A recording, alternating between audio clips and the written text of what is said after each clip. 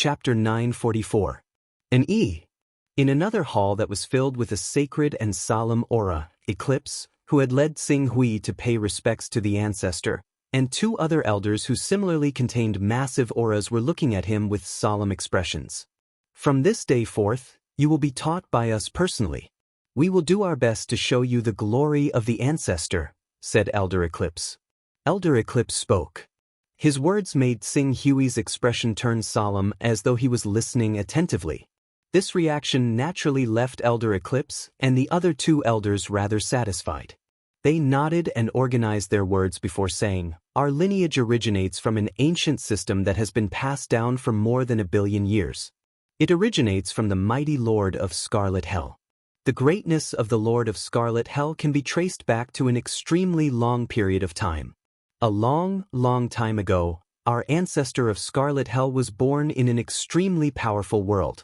Furthermore, he thrived in that world, going through iron, bronze, silver, gold, platinum, astral, moonlight, sun, legend, and finally transforming into a mighty life form, a supreme existence known as a chaos life form.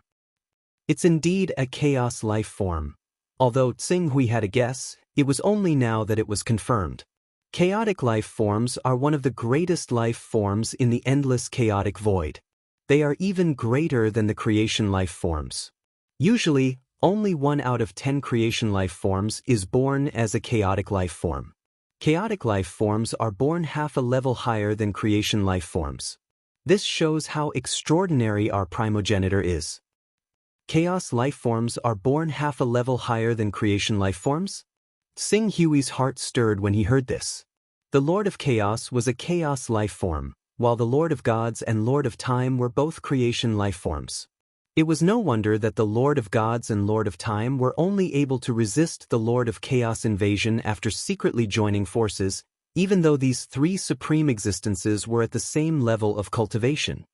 After the mighty Crimson Hell became a chaos life form, he broke away from the world that gave birth to him and led our bloodline to wander the vast primordial chaos. He allowed our bloodline to rapidly multiply and develop our own chaosverse. In just 1,000,000,000 years, the chaosverse that Crimson Hell created has become incomparably prosperous, with countless citizens. As for our bloodline, due to the legacy of our patriarch, we are one of the most powerful organizations in the universe. We reside high above the realm beyond heaven and enjoy endless glory. As Elder Eclipse spoke, his eyes were filled with longing for the glory days of his time. Unfortunately, on a certain day 3,000,000 years ago, this glory ended.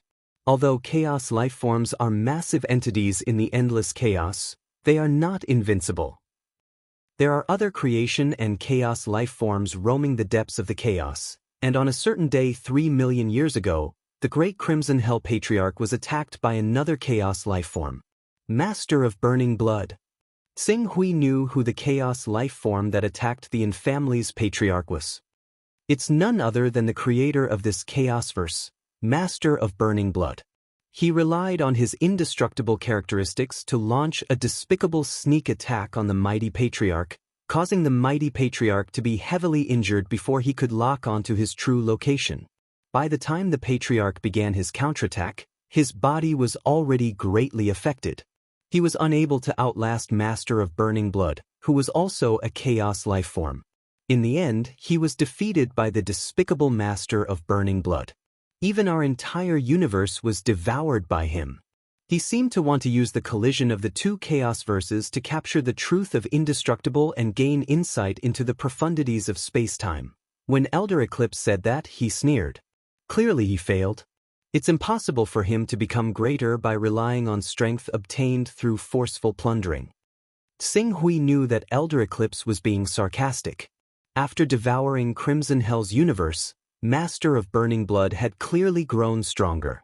Otherwise, it was impossible for him to become the strongest evil god outside of the immortal Dao civilization, second only to the Lords of Chaos, Lords of Time, and Lord of Gods. You have the mighty Patriarch's bloodline in you. Furthermore, your bloodline has already awakened. Your cultivation will definitely improve by leaps and bounds. However, if you are unable to find the correct cultivation direction, it might still be a waste of your talent. As Elder Eclipse spoke, he glanced at the other two elders. After the other two elders nodded heavily, they took out a jade booklet that contained a mystical aura. This is a cultivation technique our Lord Patriarch bestowed upon us. This cultivation technique not only points out the various stages of a chaos lifeform's metamorphosis, but it also points out the direction of a chaos lifeform's metamorphosis. It even mentions and infers Master of Burning Blood's indestructible characteristics. We wish to cultivate in this cultivation technique, but due to our failure to awaken the Patriarch's bloodline, we have been unable to make any progress. Now we will hand it over to you. A cultivation technique at the level of Master of Burning Blood. Sing Hui's eyes lit up slightly.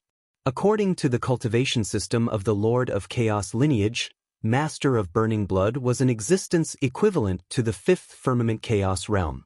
He was only second to the Lord of Chaos, Lord of Gods, and Lord of Time. Such a cultivation technique would be extremely useful in mending the fourth and fifth firmament of his great Tao disc. Sing Hui eagerly received it and studied it patiently. Although we are unable to cultivate in this cultivation technique, we have studied it extremely deeply. If there's anything you don't understand, you can ask us directly. Furthermore, in the following period of time, the three of us will constantly guard you. As your Tao protectors, we will assist and supervise your cultivation, said Elder Eclipse. Elder Eclipse said, with the careful guidance of three great divine powers, it fully demonstrated the importance the Yin family placed on him. Sing Hui nodded and expressed his sincere gratitude. Then, he quickly immersed his mind into the cultivation technique that the Lord of Scarlet Hell had passed down to his descendants. Oh, the cultivation of the first to third firmament chaos lifeforms is similar to the cultivation technique Master of Burning Blood gave me back then. It's about opening up an origins, constructing a virtual world, and then erupting from the origins. The key is the fourth firmament, the key to transforming into a chaos life form. Sing Hui's gaze landed on it. For a chaos life form cultivator to transform into a chaos life form, the difficulty was much higher than for a creation life form. Becoming a chaos life form was difficult, and with the rise of the creation life form lineage, the number of chaos life forms was constantly decreasing. According to the Lord of Scarlet Hell, in the endless chaos void, there were fewer and fewer newborn chaos life forms. As for the living chaos life forms, most of them were extremely powerful individuals. Instead, it was the creation life forms that had rapidly risen in recent times, replacing the chaos life form system. Today, the chaos life form lineage was on the brink of extinction. According to what's written here, becoming a creation life form is much easier than becoming a chaos life form. For a chaos life form to complete the transformation, the foundation needed is too strong. Back then, the Lord of Scarlet Hell was able to successfully transform into a chaos life form because he was suspected to have been enlightened by the ultimate eternal life form. Upon seeing this, Sing Hui was slightly taken aback. Eternal. He had actually seen the word eternal again in the cultivation technique the Lord of Scarlet Hell had given him. It represented the ultimate eternity of everything. The Lord of Scarlet Hell was fortunate enough to be enlightened by the eternal life form. No wonder. This is also the reason why the Lord of Scarlet Hell was able to break through. Wait a minute. According to what I know, chaos life forms should be able to infinitely split their bodies to increase their size. In other words, the Lord of Burning Blood had no need to devour the Lord of Scarlet Hell's chaotic universe. This wouldn't bring him any substantial benefits, but he still did it. Could it be because he sensed that the Lord of Scarlet Hell had been enlightened by the eternal life form? This discovery made Sing Hui's breathing stop for a moment. However, he clearly didn't have the authority to command the ANS at the moment. Only when he grew up, recovered, and became a peak powerhouse who could suppress legends would he be able to take over all the secrets of the ANS, including this information related to the eternal life form. The Lord of Burning Blood should have sensed the abnormality of the Lord of Scarlet Hell, but he didn't know that the Lord of Scarlet Hell was once related to eternal life form. Otherwise, he wouldn't have gone to the immortal Tao civilization before digesting the Lord of Scarlet Hell and snatched the opportunity of eternal life form from there. This gives me an opportunity to take advantage of. Sing Hui was slightly agitated, but he quickly calmed down. His gaze then fell on the 4th level of the Chaos Realm and the 5th level of the Chaos Realm cultivation technique he derived. Time flew by as he comprehended. 100 years passed in a flash, and Xing Hui didn't disappoint as he raised his cultivation from the Radiant Moon rank to the Glorious Sun rank. At this rate, he had hopes of reaching the legendary rank in 1,000 years at most. However, Xing Hui, who had gained the complete trust of Elder Eclipse and the others, clearly didn't plan on wasting another 1,000 years to raise his cultivation to the legendary rank. 10 years after he broke through to the Glorious Sun rank 1 and stabilized his Glorious Sun rank 1, he summoned more than 10 elders of the ancestral land, including Elder Eclipse. He said bluntly, "Elders, I feel that my bloodline powers have been shackled by this universe. If I were to forcefully cultivate any further, the moment I break through, I will probably be detected by the ruler of this universe. Therefore, I wish to head to the Chaos Void. I've inherited the bloodline of the great primogenitor, so I can live freely in the Chaos Void. If I can really go there, I'm confident that I can cultivate to the critical point of a chaos life form within 10,000 years. 10,000 years to cultivate to the critical point of a chaos life form? One of the elders frowned. Cultivators with the bloodline of a chaos life form can only cultivate better in the Chaos Void? I seem to have seen this information in some ancient records. Xing Hui nodded. This is the shackle of this universe, and with our ability, we don't have the ability to break through this universe's shackle. Therefore, going to the Chaos Void is the only way. Therefore, I earnestly request that all of you open a passage to the Chaos Void and lend me a hand, so that I can take this important step. Chapter 945. Open the passage to the Chaos Void. The elders seemed rather hesitant. One of them, who was clearly unwilling to open the passage, probed, "Will we really be discovered by the Searing Blood Overlord if we continue cultivating?" The Searing Blood Overlord hasn't made any major movements in recent years. It's said that he's gone to attack another Chaosverse. Won't the chances of being discovered be lower if we do that? We can't take this gamble.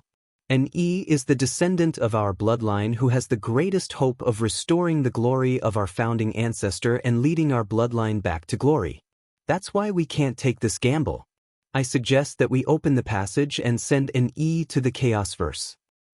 The will of the Blazing Blood Overlord has sealed off the Chaosverse to an extremely powerful extent. If we really open the passage, our bloodline will definitely be exposed. When that happens, the will of the Chaosverse will definitely sense our presence and attract the pursuit of the entire Eternal Shrine. All sorts of discussions rang out in the crowd. There were those who were worried, those who wanted to play it safe, and those who wanted to take the risk. The scene was a little chaotic. "Elders, please listen to me." Xing Hui immediately said, "Everyone, if we don't give it a try, I fear that our bloodline will always struggle at death's door under the attacks of the Searing Blood Overlord. Once he returns from his campaign in the Chaosverse and refines the power left behind by our founding ancestor, we will no longer have any hope. The legacy of our founding ancestor will also be worn away by the passage of time and return to oblivion. This is our only hope." He added with certainty, "Moreover, I can assure you that once I reach the critical point of being a chaos life form, my strength will surpass the legendary realm. Unless the Searing Blood Overlord returns from his campaign in the Chaosverse, no power will be able to stop our attacks. Even the Eternal Shrine, which represents the will of the Searing Blood Overlord, will be no exception. This universe that belongs to the Searing Blood Overlord will be completely occupied by us. Above the legendary realm. Unless the Searing Blood Overlord returns from his campaign, no power will be able to defeat us. When the time comes, can we think of a way to separate our founding ancestor's universe from the Searing Blood Overlord's Chaosverse and break away from his rule?" When the elders heard Xing Hui's words, they gradually calmed down. After a while, Elder Eclipse, who had the best relationship with Xing Hui, asked, "An E, can you really possess combat strength that surpasses legendaries in 10,000 years?" "I promise." Qin Su swore solemnly. "All right." Elder Eclipse waved his hand. "Then let's do it this way. We will open a pathway to the primal chaos space and let an E go there to train. Even though we will have to hide for the next 10,000 years, as long as we can survive this 10,000 years, our family will end our days of hiding. We will once again stand at the pinnacle of glory as a universe master family. The other elders looked at each other and finally made a firm decision. Let's bet. I've had enough of these days of hiding. Even if our lineage is destroyed, there are still legacies of the great patriarchs in other primary planes. We can't be considered the culprit behind the extinction of the patriarch's lineage. Open a pathway to the primal chaos space. Let an E go there and unleash his bloodline power to his heart's content. Whether our Crimson Hell patriarch's lineage can rise will depend on this. The elders finally made a decision after some internal struggle. This scene immediately made Tsing Hui heave a sigh of relief. Since the decision has been made, there's no time to lose. We will now open a pathway to the primal chaos space. In addition, elders, I'll have to trouble you to run to the primary worlds of the other lineages and inform them of the upcoming operation. If possible, do your best to help us and attract the attention of the Eternal Shrine. Let the Eternal Shrine's attack on us be slightly reduced so that we can last longer. Elder Eclipse said. I understand. I'll be in charge of the arrangements for the ordinary members of the family. Let them scatter and hide in every corner of the primary plane. Also, the elders made arrangements one by one in an orderly manner. As for Elder Eclipse, he stood up and said to Tsing Hui, do you need to make some preparations and adjust your condition? The environment in the primal chaos space is different from the chaotic universe. Even if you possess the power of the patriarch's bloodline, you cannot let your guard down. I've already made all the preparations. Furthermore, my condition is unprecedentedly good. I'm just waiting to head to the primal chaos space. Elder Eclipse nodded when he saw this. Then there's no time to lose. I'll bring you to the pathway. With that said, he sighed. In fact, the pathway to the primal chaos space is the final path of retreat for our Lord of Scarlet Hell lineage. We have a great divine artifact bestowed upon us by the Lord of Scarlet Hell, allowing us to survive in the primal chaos space. However, the powers in the primal chaos space are not something we can touch or grasp. When the time comes, due to our lack of understanding of the powers of the primal chaos space, the number of cultivators will dwindle until they are wiped out. That method is only to prolong our feeble existence. This is also the reason why we have never taken that step. Tsing Hui nodded when he heard that. I know that opening the primal chaos space pathway is equivalent to severing our final path of retreat. However, Elder, don't worry. Our lineage will definitely not be forced into such a state. I believe you. Elder Eclipse looked at Tsing Hui as his eyes shimmered. As the only person to awaken the Patriarch's bloodline in 3 million years, I believe that you will definitely be able to lead our Lord of Scarlet Hell lineage back to its peak. Of course, if you are able to break through that chasm and become a chaos creature on the same level as the Great Patriarch, our lineage will truly be free of worries. Yes. Furthermore, that day won't be too far away. Tsing Hui said. Elder Eclipse was filled with anticipation for the future as he led Tsing Hui straight to the end of the ancestral land. In less than half a day, they arrived at a mountain range that floated 1,000 meters high. The mountain range was only several dozen kilometers wide, and although it only seemed like it hovered 1,000 meters away, only when Qing Su actually set foot on the mountain range did he discover that it was a completely different space. It was just that this space was hidden extremely well, such that even he failed to discover it. On the mountain peak, there were 4 legendary life forms with auras in no way inferior to mighty divine powers presiding over it. When they saw Elder Eclipse arrive, they nodded at him while constantly sizing up Tsing Hui. Clearly, they had already received the news that a passageway to the Chaosverse would be opened. They would provide a good cultivation environment for this junior who had awakened the Patriarch's bloodline.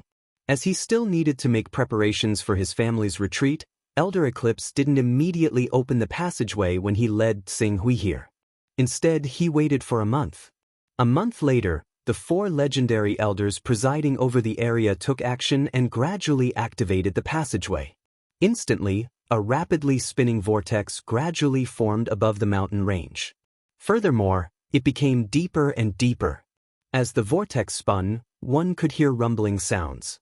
It was as though an invisible force was tearing apart the universe will's seal on the chaosverse. It took an entire hour for the passageway to completely form. During this hour, Xinghui could vaguely sense that the dominion outside this world had undergone a complete upheaval.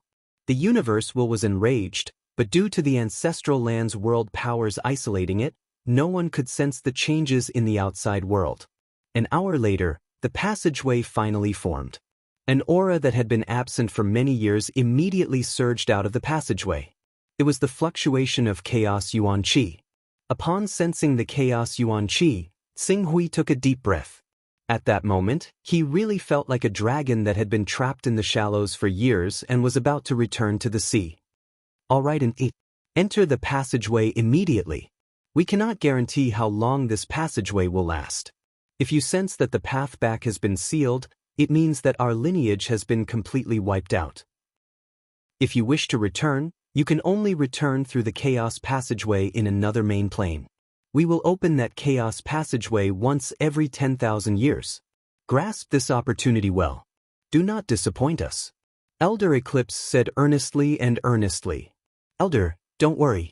I will definitely cultivate to the peak as quickly as possible. Then, I will return to this world and lead our Crimson Hell Patriarch's lineage to the peak. I will even kill Lord Burning Blood and rule this world. Xinghui agreed solemnly.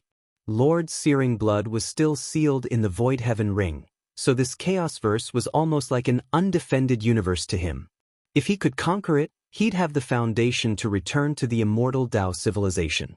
If there came a day when he was unable to obtain the right for the immortal Tao civilization to survive in front of the three supreme existences, the Lord of Chaos, the Lord of Gods, and the Lord of Time, he could still think of a way to transfer the immortal Tao civilization's cultivators to this world and ensure their survival. Of course, even if the immortal Tao civilization left their world and entered this Chaosverse, they would definitely be annihilated due to the different great Tao laws of the Chaosverse. In other words, if it really came to that point, the immortal Tao civilization's heritage would undoubtedly come to an end. Even if the immortal Tao civilization's cultivators could survive, they would only be able to preserve their lives. As for continuing the immortal Tao civilization's fire seed, it was already wishful thinking.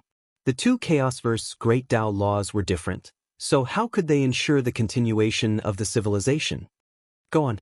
We await the moment you return as a king. Elder Eclipse waved his hand. Xinghui didn't waste any more time. He took a step forward and entered the deep and unfathomable vortex. The moment he stepped into the vortex's teleportation forces swept up Xinghui as he rapidly traversed the excavated passageway. He was unbelievably fast, dozens of times faster than when Xinghui flew from the Lord of Chaos Dominion to the Chaos Void when he was at his peak.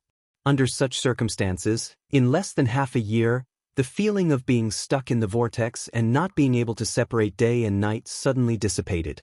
The next moment, a vast field of vision mixed with surging primal chaos yuan qi appeared before his eyes. The Chaos Void, he had arrived. Chapter 946. I never thought that the chaotic void, which is feared by so many powerful beings, would feel so close to me. Xinghui sensed the turbulent chaotic yuan qi around him and felt a sense of comfort. It was as if all the cells and acupoints in his body were breathing freely, and he was almost addicted to it. Fortunately, he woke up from this relaxed state of mind after a while. The most important thing now was to recover the energy he had consumed to escape the pursuit of the universal will as soon as possible. When he thought of that, Qing Su did not waste any time. He rapidly absorbed the chaotic energy in the surroundings and sent it into his illusory world of immortals. Then he used the illusory world of immortals to convert it into various powers of laws and recover his strength. Since the virtual immortal Tao civilization wasn't a true Chaosverse, it naturally wouldn't recover as quickly as it did in the Lord of Chaos domain or the broken domain of the immortal Tao civilization, but it was still many times faster than it was in the sealed Chaosverse of the blazing blood cauldron. Xinghui did his best to recover, and finally, in the 3466th year, he recovered to his peak state. After recovering to his peak state, He did not immediately return to the chaotic universe of the Burning Blood Lord. Although it was foreseeable that the Aenis would be hunted down by the Eternal Shrine for a period of time after opening the passage to the outside of the chaotic void and exposing their identity as the descendants of the Lord of Scarlet Hell, with Tsing Hui's current combat strength, even if he really returned to the chaotic universe, he would not be able to match the entire Eternal Shrine. In addition, he had previously told the Ents that it would take 10,000 years for them to wait for him. Now that only 3,400 years had passed, he believed that the Aenis would have enough power to deal with the suppression of the Eternal Shrine. After all, the Yin family was backed by a remnant force of the chaotic universe. Although this force had been in decline for 3 million years, the foundation of a direct descendant of a chaotic being was definitely not something that the Eternal Shrine, which represented the Lord of the Burning Blood, could easily wipe out. As he thought that, Qing Su had already taken out a fragment of laws without any hesitation at all. Nether Glow Fragment. As he had refined a fragment of laws in the Eternal Divine Hall before, Qing Su had refined 9 types of laws now. The fragment of laws that belonged to the Divine Beast Yu Ying was the 10th type. Even with the excellent foundation he had obtained from the Fortune Jade, it still took him 280 years to refine it. Fortunately, due to the mystical nature of the creation Divine Jade, they succeeded on their first try. They were not like the Dian Holy Sage, the Giant Dragon City Master, the White Emperor, and the Bamboo Shadow Sword Master, who faced the fate of failing to smelt the precepts. After refining the 10th law fragment, Tsing Hui did not stop. After adapting to the new environment for a year, he immediately started refining the 11th law fragment, followed by the 12th. It took him more than 1,300 years to refine these 2 types of laws. Including the time he used to recover and refine the nether fluorescent fragment, it had been 5,000 years since he arrived in the primal chaos void. The 12 godly beasts laws are finally complete. Next, I will use the virtual immortal Dao civilization as a world and use the power of the laws of the 12 godly beasts to trace back to the origin point plate and recreate the majestic scene of Pangu opening the sky. From there, I will turn the virtual immortal Dao civilization into a real primal chaos universe. A primal chaos universe that belongs to the immortal Dao civilization, or rather, the Eldritch world. Tsing Hui muttered to himself. He understood that at this moment, he had reached the most crucial step in his cultivation journey. If he was willing, he would be able to trace back to the origin point plate and become Pangu. He would then be able to recreate Pangu opening the sky and rush to the 4th level of Primal Chaos Realm, becoming a real Primal Chaos being. By then he might not be able to reach the level of the Master of Primal Chaos Realm, second only to the Eternal Ultimate Stage, or the Burning Blood Master, who was equivalent to the 5th level of Primal Chaos Realm. However, it would not be a problem for him to reach the level of an ordinary evil god or the Master of Red Hell, who could roam the Primal Chaos Void. However, Tsing Hui thought about Pangu's final fate after he opened the sky. However, he hesitated for a moment. After Pangu opened the sky, he fell and became all things. That was why the Eldritch world and the brilliance of the immortal Dao civilization was born. Would he face the same fate if he tried to break through to the 4th level of Primal Chaos Realm and become a real Primal Chaos being? Compared to those Primal Chaos beings who have been stuck at the 3rd level for countless years, my foundation is still lacking. Moreover, the Fortune Jade is still missing a corner. This is a problem I cannot avoid. Even if I use the Fortune Jade as a foundation and gather the laws of the 12 divine beasts to trace back to the origin point plate like the 12 celestial fiends formation, the success rate of my metamorphosis is much higher than ordinary primal chaos beings. There are even images of time and space that prove that I will become a primal chaos being in the future, but the metamorphosis of a primal chaos being is too difficult. If I really want to make sure that nothing goes wrong, I should find the last piece of Fortune Jade as well. Tsing Hui muttered to himself. He had to admit that he wasn't ready to break through to the 4th level of Primal Chaos Realm. Be it in terms of foundation or mentality, he wasn't ready to break through to the 4th level. I'll think about it after I occupy the Primal Chaos universe of the Burning Blood Master and gain a deeper understanding of the 4th and 5th levels of Primal Chaos Realm. the giant Dragon City Lord has already obtained information about the last piece of Fortune Jade. As long as I can find him and trade with him, I'll be able to obtain the last piece of Fortune Jade.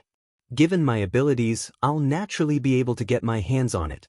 Even the Black and White Exalted Lords, ranked first on the Ultimate God ranking, won't be able to stop me. Xing Hui had a plan when he thought of this.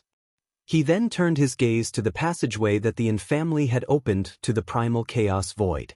5,000 years was twice as fast as the 10,000 years Xing Hui had mentioned earlier. As a result, the Yin family was still maintaining the passageway. In other words, the Yin family hadn't been defeated by the Eternal Shrine yet.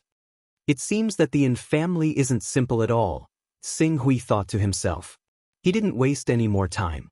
He took a step forward and followed the passageway to the main plane on the other side. The teleportation process was as long as ever. Half a year later, as the surrounding environment and laws became oppressive again, Xing Hui's figure appeared on the floating mountain range where he had left. This world, Xing Hui frowned. He hadn't felt it before he had recovered his cultivation base. Now that he was at his peak and was living in the primal chaos universe of the Burning Blood Master where the power of laws was severely sealed, he immediately felt as though he was shackled and shackled.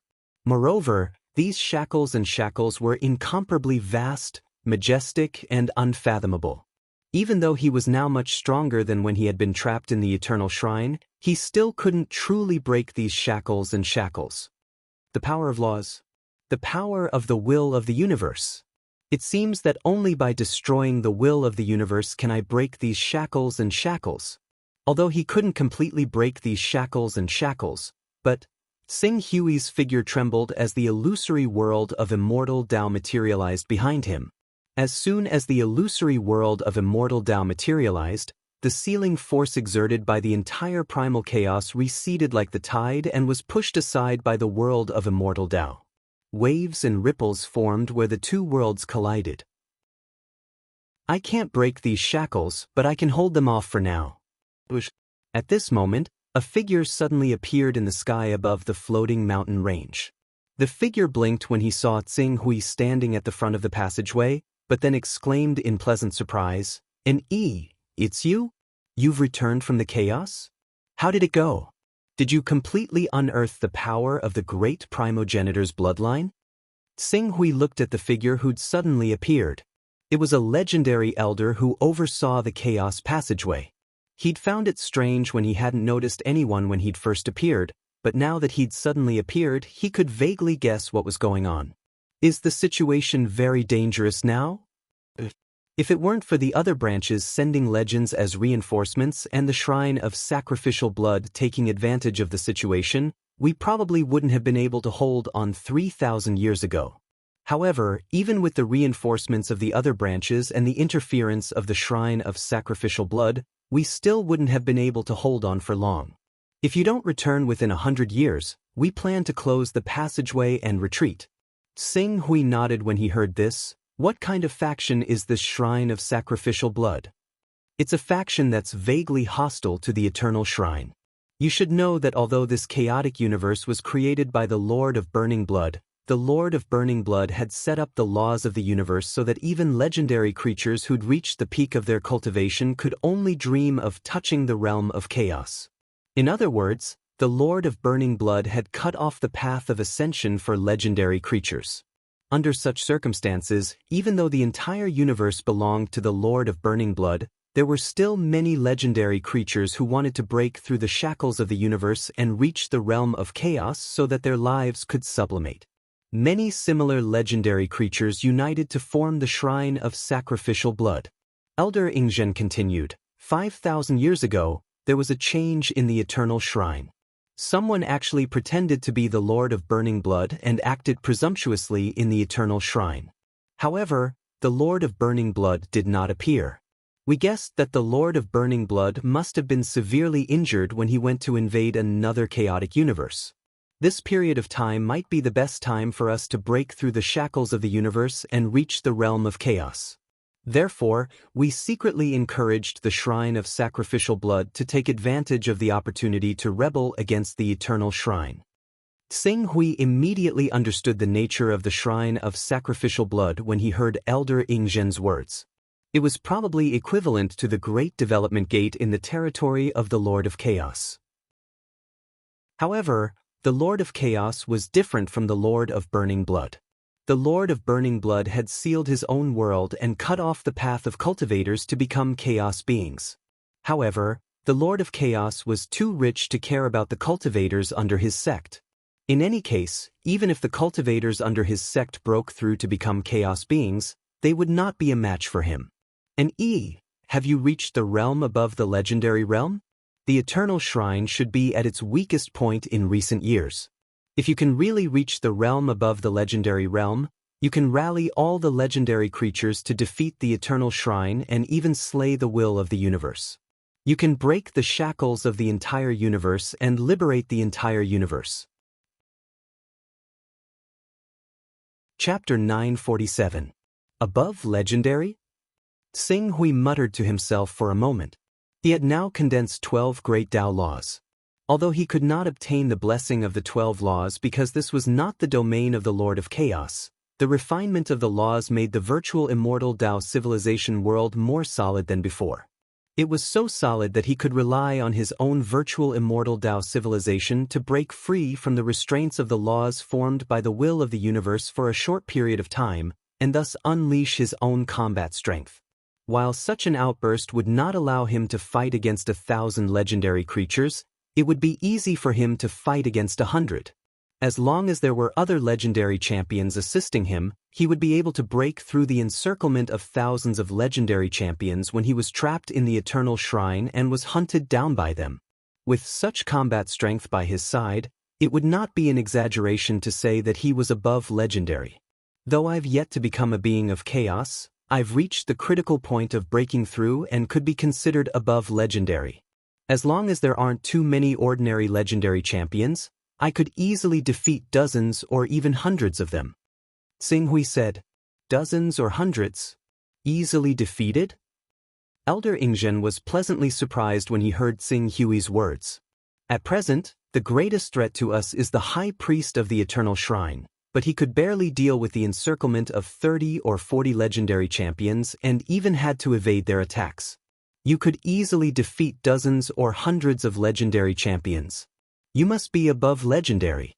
From now on, as long as the Lord of Burning Blood does not appear, you can be called the number one person in the universe. Under your leadership, we will certainly be able to overthrow the Eternal Shrine's rule and even break through the will of the universe's seal on the universe in the future and usher in a new era of great cultivation. Sing Hui nodded slightly. At the same time, he also glanced at the Lord of Burning Blood that he had suppressed in the Void Heaven Ring. The Lord of Burning Blood had been extremely peaceful recently. He had basically not moved at all. If it were not for the fact that Qing Su could sense that his presence had not changed at all, he basically would have believed that this terrifying evil god who could even devour and kill true chaotic beings had already died. Withdrawing his gaze from the Void Heaven Ring, Sing Hui said directly, our family's ancestral land should still be in danger. Take me there. All right. Elder Ingzhen complied and quickly flew out of this floating mountain range with Sing Hui. As his figure shuttled through the mountain range, he flew out of the underground space again and came directly to the ancestral land in the periphery. This ancestral land had been managed by the Yin clan for countless years, and it could be said to be impregnable. Countless talismans, formations, and restrictions filled every corner of the ancestral land. Moreover, although it appeared to be in the main plane, it was actually a part of Crimson Hell's Chaosverse that had perished all those years ago. It was just that Crimson Hell's Chaosverse had been devoured by Crimson Bloodlord, so it couldn't become independent and was still affected by the various laws of Crimson Bloodlord's Chaosverse. That's an E. I'm not mistaken. That's really an E. An E actually came back? Didn't he say that it would take 10,000 years? Only 5,000 years have passed, right? Half of the time has passed? And is he the young man who awakened the primogenitor's bloodline? As Elder Ingzhen brought Sing Hui to the ancestral land, a series of exclamations sounded from the crowd. Elder Eclipse, who was fighting on the front lines, immediately left the battlefield and flew over. he asked with anticipation. "An E, you came back so quickly. Did you finish your cultivation in advance?" I was worried that our clan would be in danger, so I rushed back immediately after finishing my cultivation. Sing Hui nodded at Elder Eclipse. At the same time, several old men with legendary cultivation had also rushed over. Although these few legendary experts were in the ancestral land, helping Elder Eclipse and the rest fend off the Eternal Temple's attacks, their attire and combat style were clearly different from the clan's bloodline. Elder Eclipse hurriedly introduced them to Tsing Hui.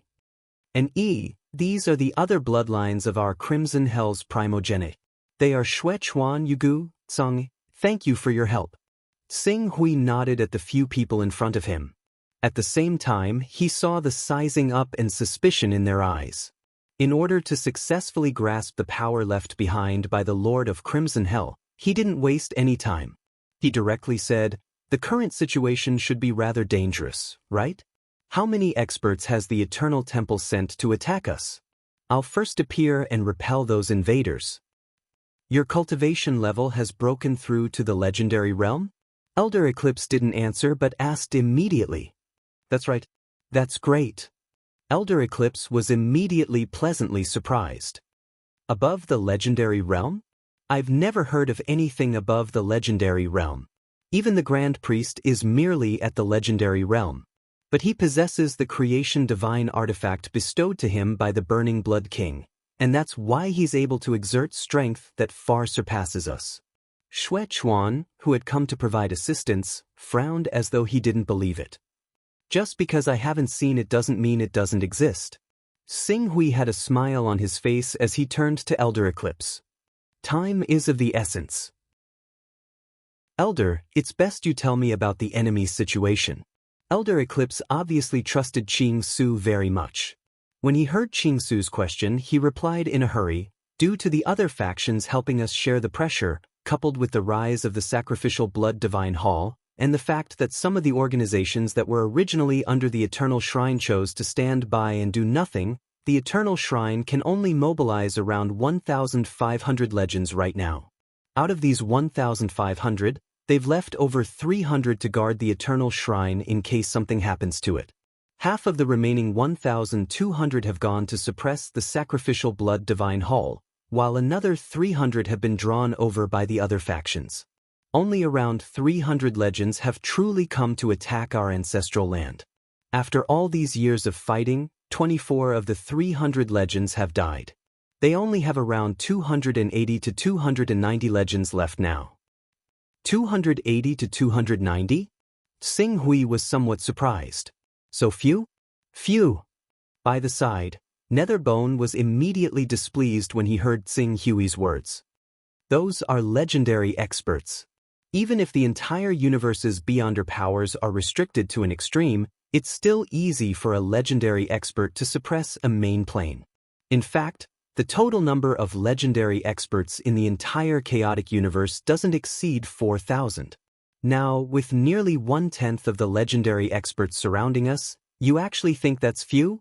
Sing Hui glanced at Netherbone and smiled faintly without replying. He knew that the best response to these legendary experts was to intimidate them with his powerful strength. "If there are less than 300 left, then we can counterattack. Everyone follow me. Let's defeat them." After Tsing Hui said that, he didn't give Elder Eclipse and company any time to react. He transformed into a stream of light and charged out. "Counterattack?" Elder Eclipse was slightly taken aback as he hurriedly shouted, "No. We only have about 100 legendary experts on our side. How can we withstand the encirclement of nearly 300 legendary experts? Even with the help of the ancestral land's runes, restrictions, and arrays, we can barely hold on." Before Elder Eclipse could finish, he was interrupted by Elder Ingzhen. "Elder, since an E is so confident, let's follow him. After all, an E is now an expert above the legendary realm. Before the real battle, no one knows what level is above the legendary realm."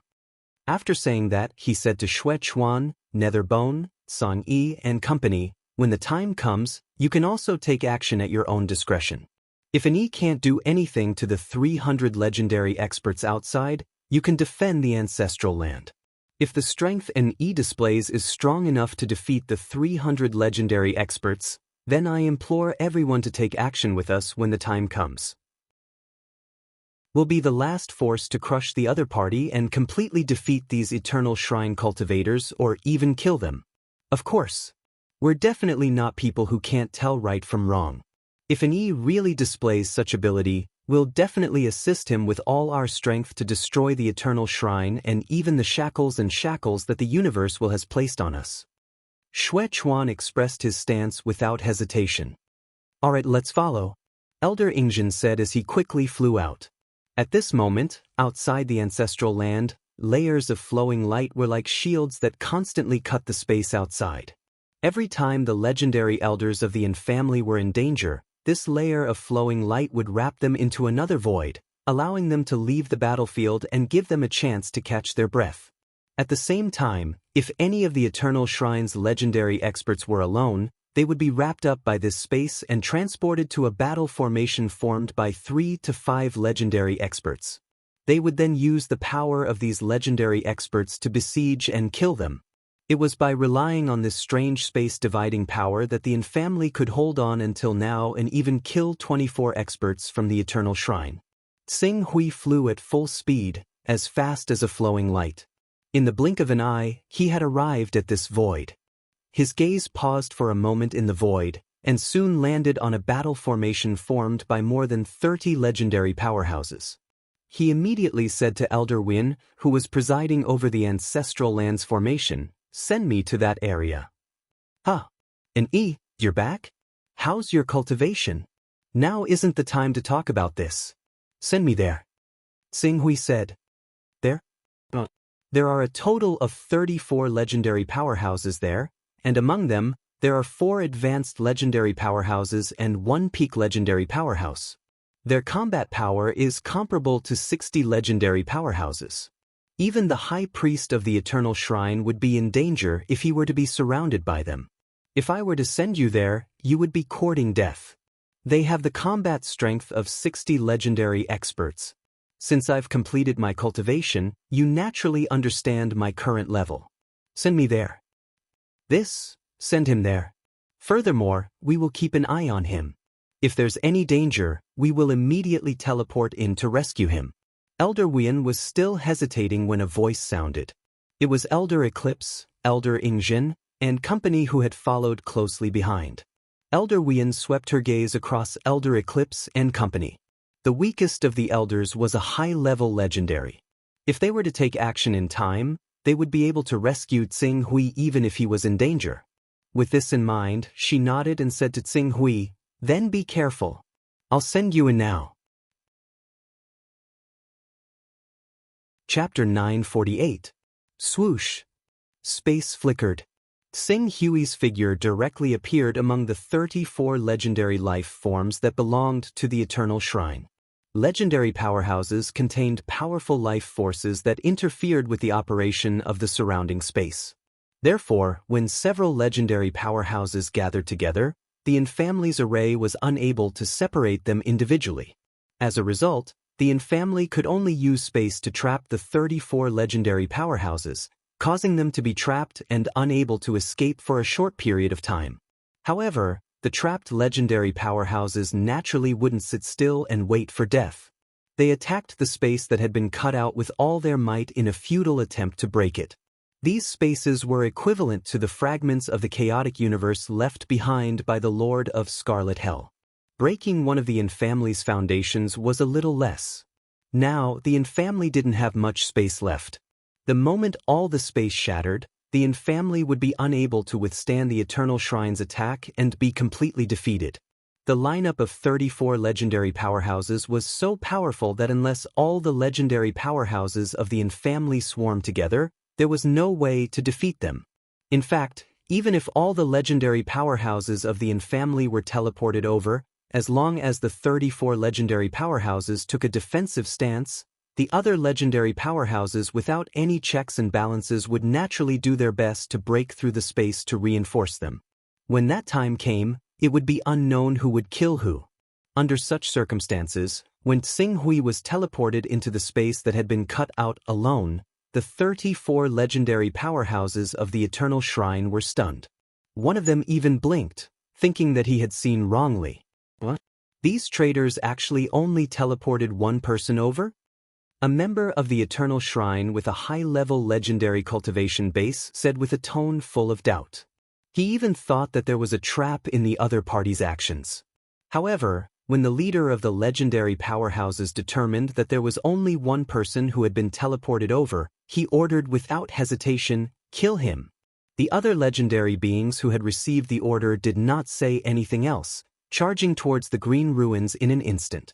When this scene landed in the eyes of Elder Eclipse, Elder Blood Chuan, Elder Wien, and the others who were at the periphery, their hearts were completely in their mouths. "Eclipse, keep an eye on them. Once an E can't hold on, teleport us over immediately. Be careful of the interference of the life magnetic fields of those legendary powerhouses during battle."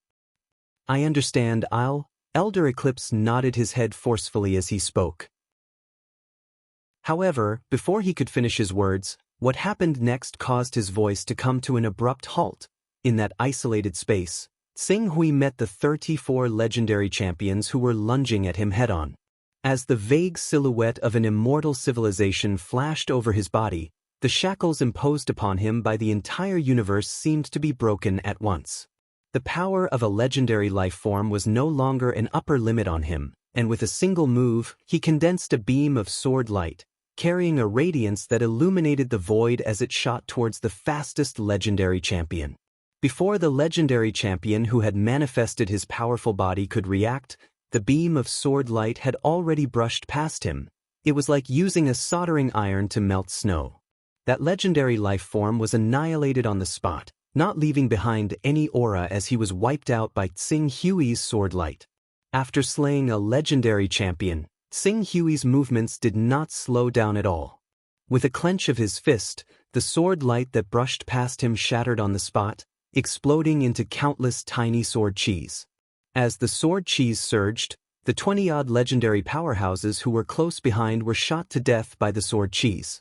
Some of them tried their best to counterattack, dispersing the sword chis, but even more had their bodies pierced by the sword chis, forming holes in their powerful legendary bodies. Upon seeing this scene, the leader of the legendary powerhouses was alarmed and furious. He seemed to have unleashed some secret technique as he instantly appeared in front of Xing Hui. With a roar, his legendary body manifested, and a thunderous blow that carried a force that caused the entire space to tremble violently struck at Xing Hui. "Die! It's useless!" Qing Su struck out with both hands. He did not even draw the Scarlet Abyss sword. Instead, he used the projection of the world of immortals to break free from the restraints of the will of the universe, erupting with a flash that was even sharper than the strike of the legendary expert. The sword light whistled, even causing the space that had been cut to rapidly tear apart, forming fissures that spread and collided with the thunderous blow of the legendary powerhouse. At once, endless brilliance and sword chis exploded at the same time, forming streaks of sword chis that did not lose out to the full-powered blow of a legendary powerhouse. They shot in all directions, once again piercing a large number of holes in the bodies of several legendary powerhouses who were closest to them. The most unlucky one even had his head blown apart by the sword chis, his spirit destroyed, and he died on the spot. As for the pinnacle legendary powerhouse who had collided head-on with Xing Hui's sword chis, he screamed miserably as his entire arm and half of his body was directly minced into a bloody pulp by the sword chis. His eyes were filled with horror.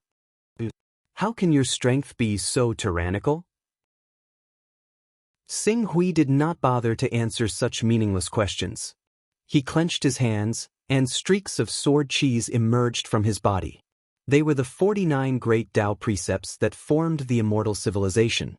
At present, these 49 great Tao precepts formed 49 streaks of sword chis, and under the guidance of the coalescence great Tao, they formed a sword array that instantly surrounded the remaining legendary powerhouses and continuously minced them. After all, with the illusory world of immortal civilization holding up the restraints of the universe, his battle with these people was basically the same as cheating.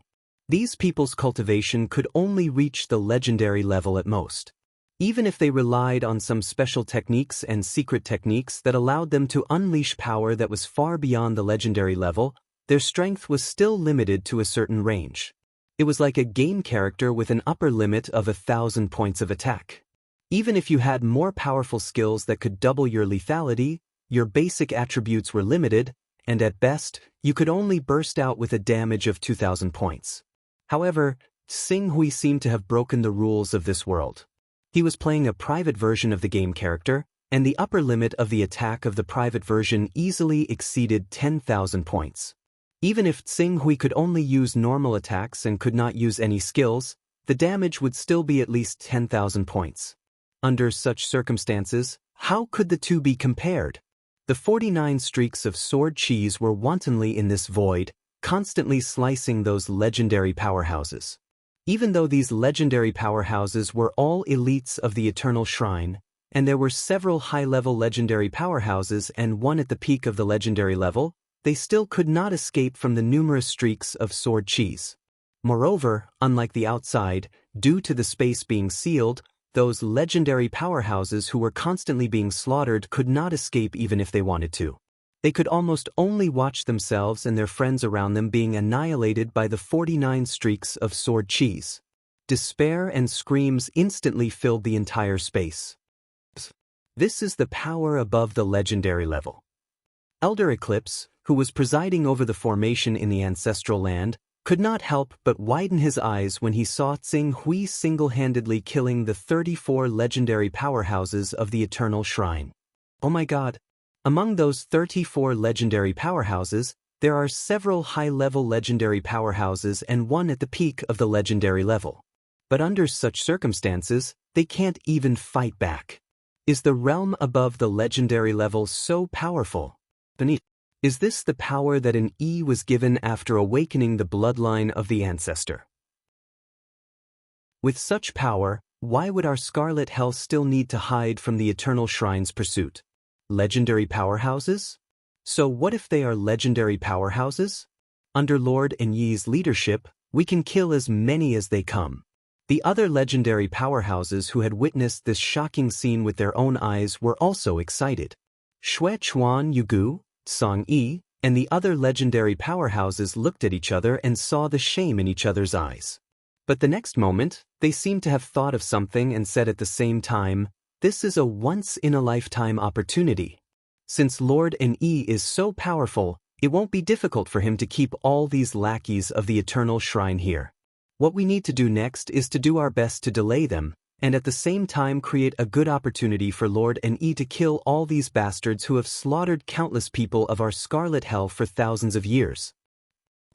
Create an opportunity for Lord Enyi to stop them. This is our ancestral land, our battlefield. Once they enter, they can forget about escaping. As long as we can buy time for Lord Enyi, these 280 legendary powerhouses will be wiped out in one fell swoop.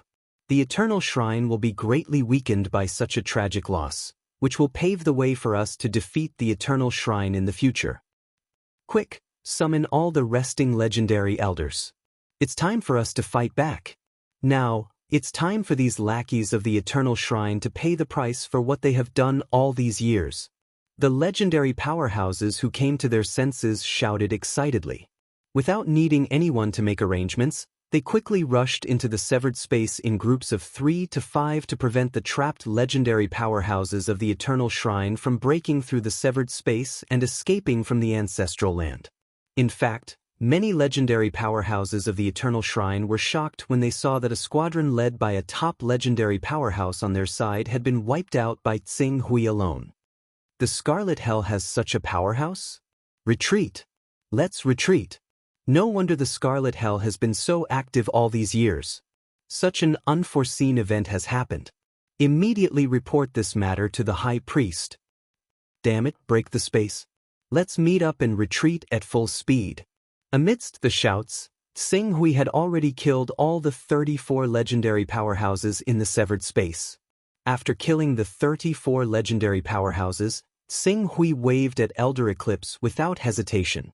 After receiving Xing Hui's signal, Elder Eclipse carefully sized up Tsing Hui.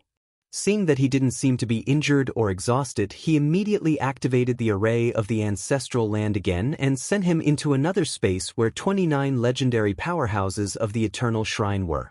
Immediately, a one-sided massacre began again. The battle lasted for an entire day. Thanks to the unique environment of the ancestral grounds, apart from 13 of the 289 legendary experts of the Eternal Temple who used some treasures to rapidly shatter the spatial seal and escape from the range of the formations of the ancestral grounds, the remaining 276 were all slain without any exception. Out of the 276 legendary experts, a total of 261 had died to Qing Su's hands. In other words, the number of enemies killed by the Lord of Scarlet Hell's legendary powerhouses was not more than 15, which was less than 1/17 of Tsing Hui's. Chapter 949.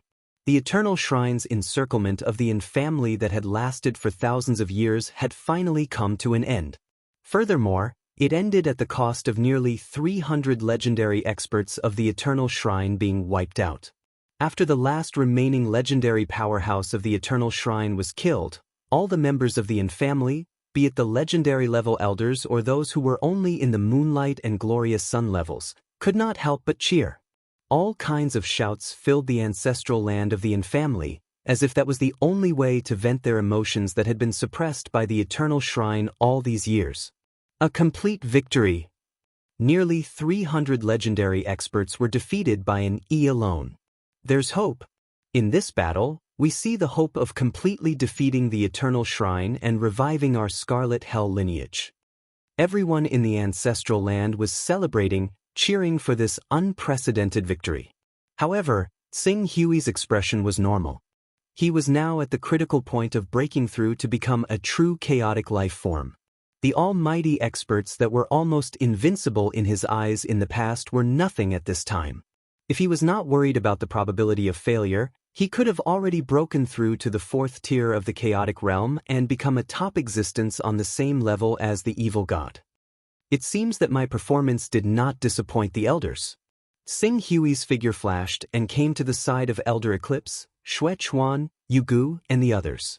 He said with a faint smile, "Not only did you not disappoint us, but you also gave us a pleasant surprise." Elder Eclipse was full of smiles. Xue Chuan also stepped forward and bowed slightly. "Sorry, Your Excellency and we offended you with our words just now. Please forgive us." "It's fine. You did not understand the state I was in at that time, so I can understand why you said that." Tsing Hui responded. At the same time, he said, "Now, everyone should have no more questions about us overthrowing the Eternal Shrine and even defeating the will of the universe and breaking the shackles on us, right?" Xue Chuan said, "We will summon all the legendary elders of the other lineages and gather all our forces together. Then, we will follow Your Excellency and Yi to counterattack the Eternal Shrine. I believe that under Your Excellency and Yi's leadership, we will definitely achieve the final victory in this counterattack. I will also actively contact the Sacrificial Blood Temple." Eclipse Elder said, "I will spread the news of our battle and let the people of Sacrificial Blood Temple understand the strength of our Scarlet Hell lineage. I believe that for the sake of victory, they will definitely rush over and form an alliance with us. With the help of the people of Sacrificial Blood Temple, our chances of defeating the Eternal Shrine will increase." Tsing Hui nodded. "Everyone, there's no time to lose. I think it's best to take care of these matters as soon as possible. After all, apart from the Eternal Shrine and the universe accident, we still have another greatest enemy, and that is the Lord of Searing Blood, who rules over the entire Chaosverse. Although we speculate that the Lord of Searing Blood should have died in the invasion of that unknown Chaosverse, no one can be sure that this information is true until we see his corpse. Therefore, the sooner we carry out our plan, the better. It's best if we break the shackles imposed on this Chaosverse by the will of the universe and have one of us break through to become a true Chaos life form. Only then will we have a chance to survive in front of the Lord of Searing Blood." Eclipse Elder and the others nodded solemnly when they heard Tsing Hui's words. The Lord of Searing Blood was their greatest enemy. I understand. We'll do it right away. Your Excellency in E, the upcoming battle will depend on you. Therefore you should go and rest. Leave the trivial matters to us. That's right, Your Excellency in E. You are our anchor. As long as you can maintain your peak state and attack at all times, I believe that we will never lose. Everyone shouted in agreement. Then I'll have to trouble you. Xing Hui did not stand on ceremony. He could not be bothered to spend time on trivial matters. Otherwise, he would not have wasted time gaining the family's trust. After Xue Chuan, Netherbone, and the others left, and even Eclipse Elder left his instructions, Xing Hui spoke again. He called out to Elder Ingzhen, who presided over the ancestral land. Elder, we have inherited the lineage of the mighty Scarlet Hell Patriarch. As a chaos life form, I wonder if the mighty Scarlet Hell Patriarch left behind any precious treasures for our descendants before his slumber that would allow us to deal with the Lord of Searing Blood one day? Did he leave behind any precious treasures before his slumber? Elder Ingzhen frowned before shaking his head regretfully. If there were such treasures, we would have used them long ago. We wouldn't have waited until now. Nothing. Xing Hui sighed inwardly. According to the family, the Lord of Scarlet Hell had once been fortunate enough to see a true eternal life form. Furthermore, he had received guidance from that eternal life form. As for eternal was the ultimate realm that the Lord of Chaos, Master of Gods, and Master of Time pursued all their lives. It was the end of the cultivation path, the final destination of all supreme life forms. Even the slightest thing left behind by such a supreme existence would be of great help to any practitioner who had not reached the eternal realm. This kind of help would even come in handy when he fought against the Lord of Chaos, the Lord of Time, and the Lord of Gods in the future. However, unfortunately, just as Xing Hui expressed his regret, Elder Ingzhen seemed to have thought of something. He suddenly said, "It seems like he might have left something behind, huh?"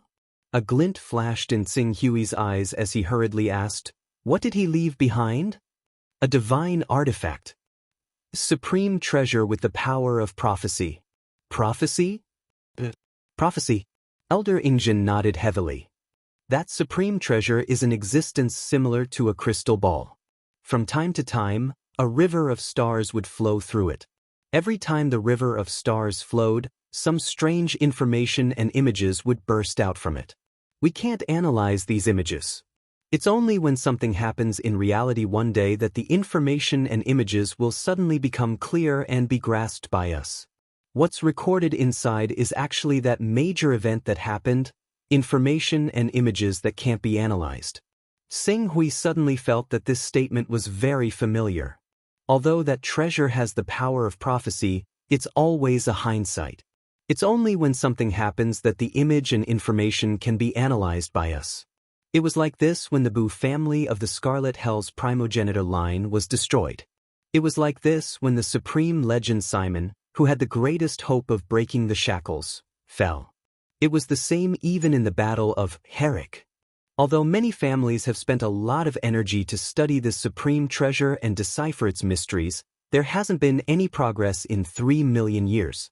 Today, apart from a few elders who are still studying that treasure, most people have already completely given up on it. Can you take me to see that treasure? Of course. Elder Ingzhen smiled. Now, you're about to lead our Scarlet Hell's many branch families to counterattack the Eternal Shrine. There's an 80 to 90% chance that you'll be elected as the commander of our Scarlet Hell's branch. We'll do our best to satisfy any of your requests as long as they don't infringe on the interests of our Scarlet Hell's branch. Xing Hui nodded slightly.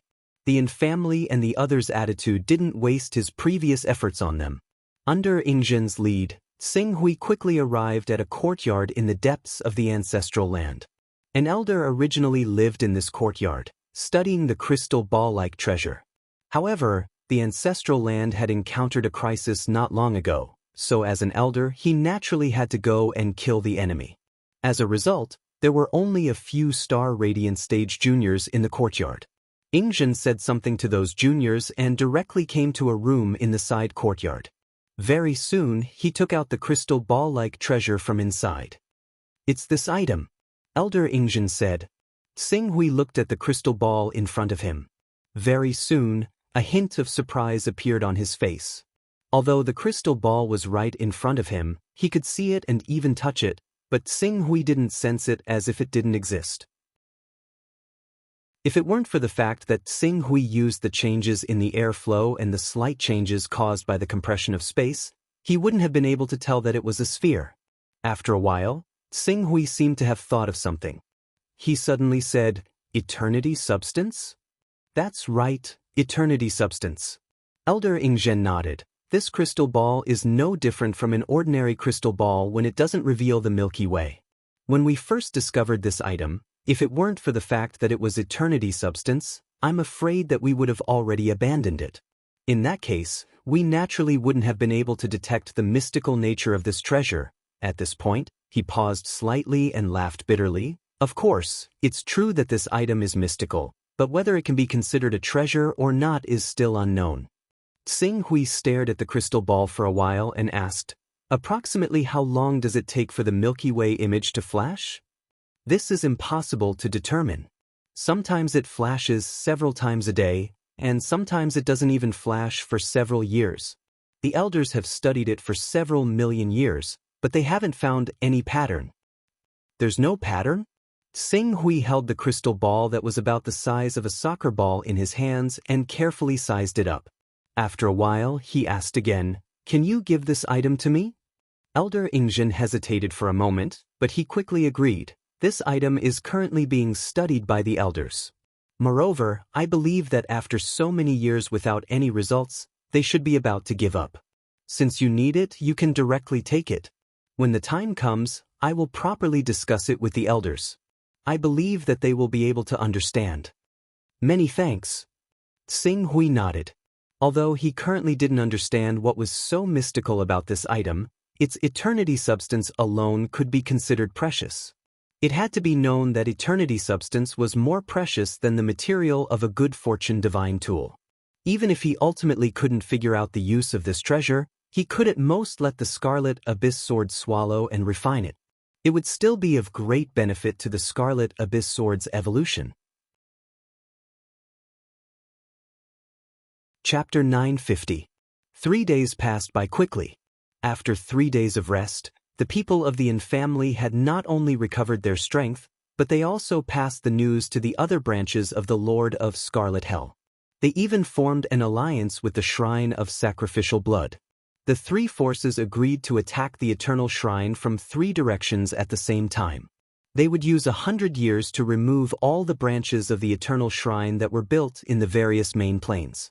After 100 years, they would meet at the periphery of the Eternal Shrine and launch the final attack on the Eternal Shrine.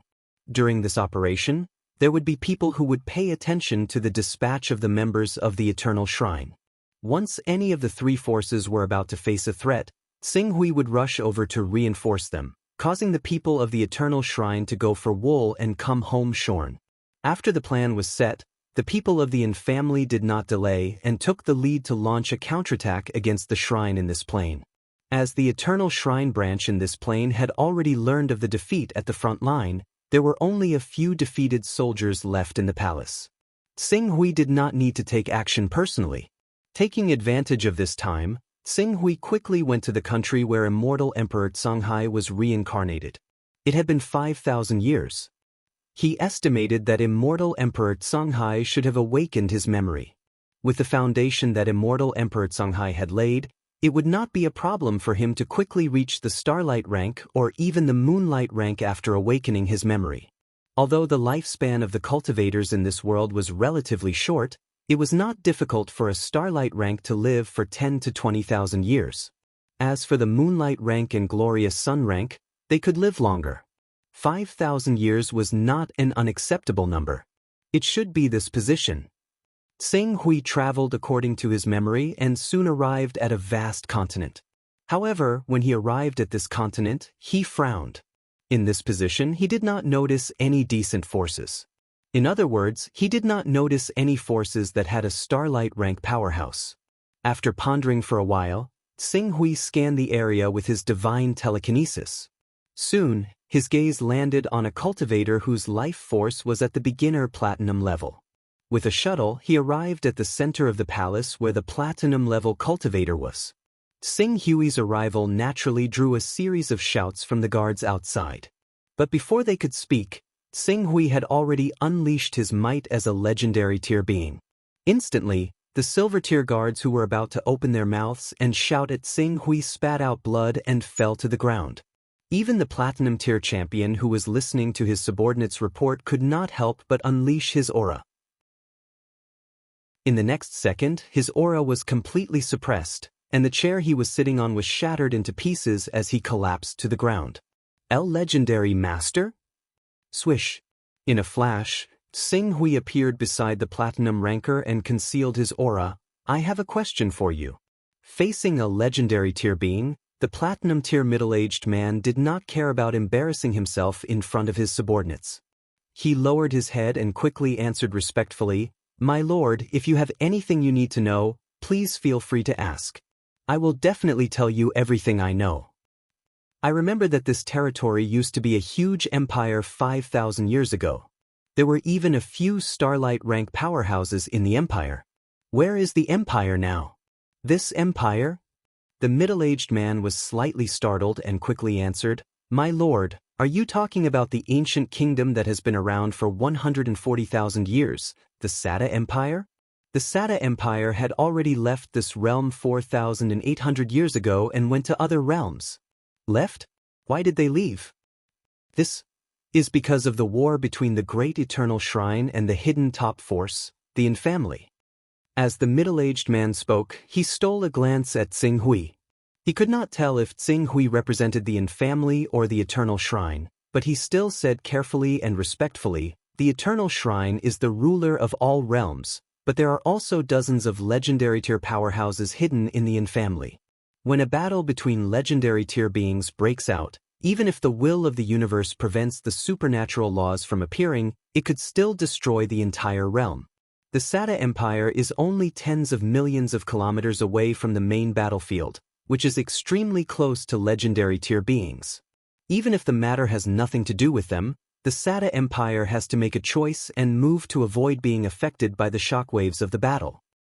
So this is the reason." Sing Hui was a little surprised. A battle between legendary tier beings was indeed devastating for the small Sata Empire.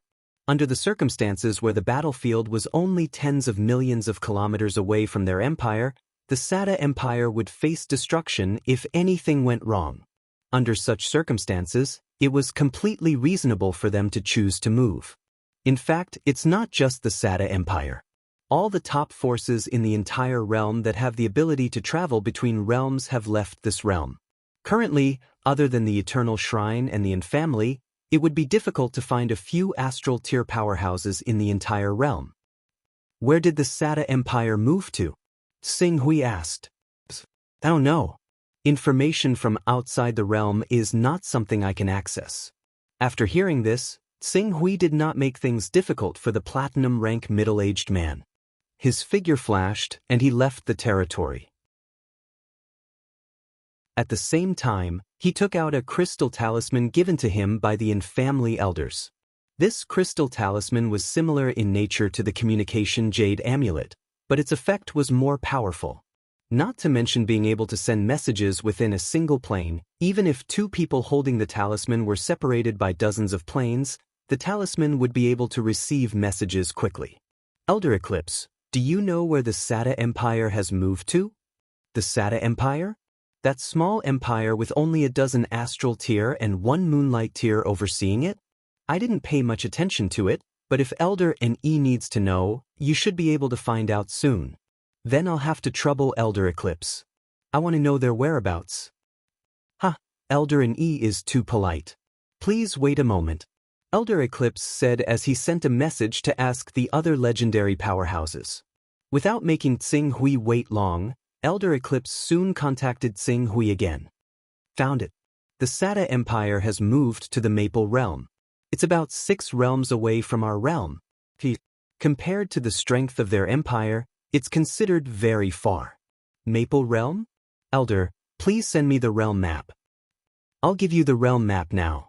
By the way, are you going to the Maple Realm? Is something the matter? Do you need me to send someone to assist you? It's nothing, just a small matter. It'll be done soon.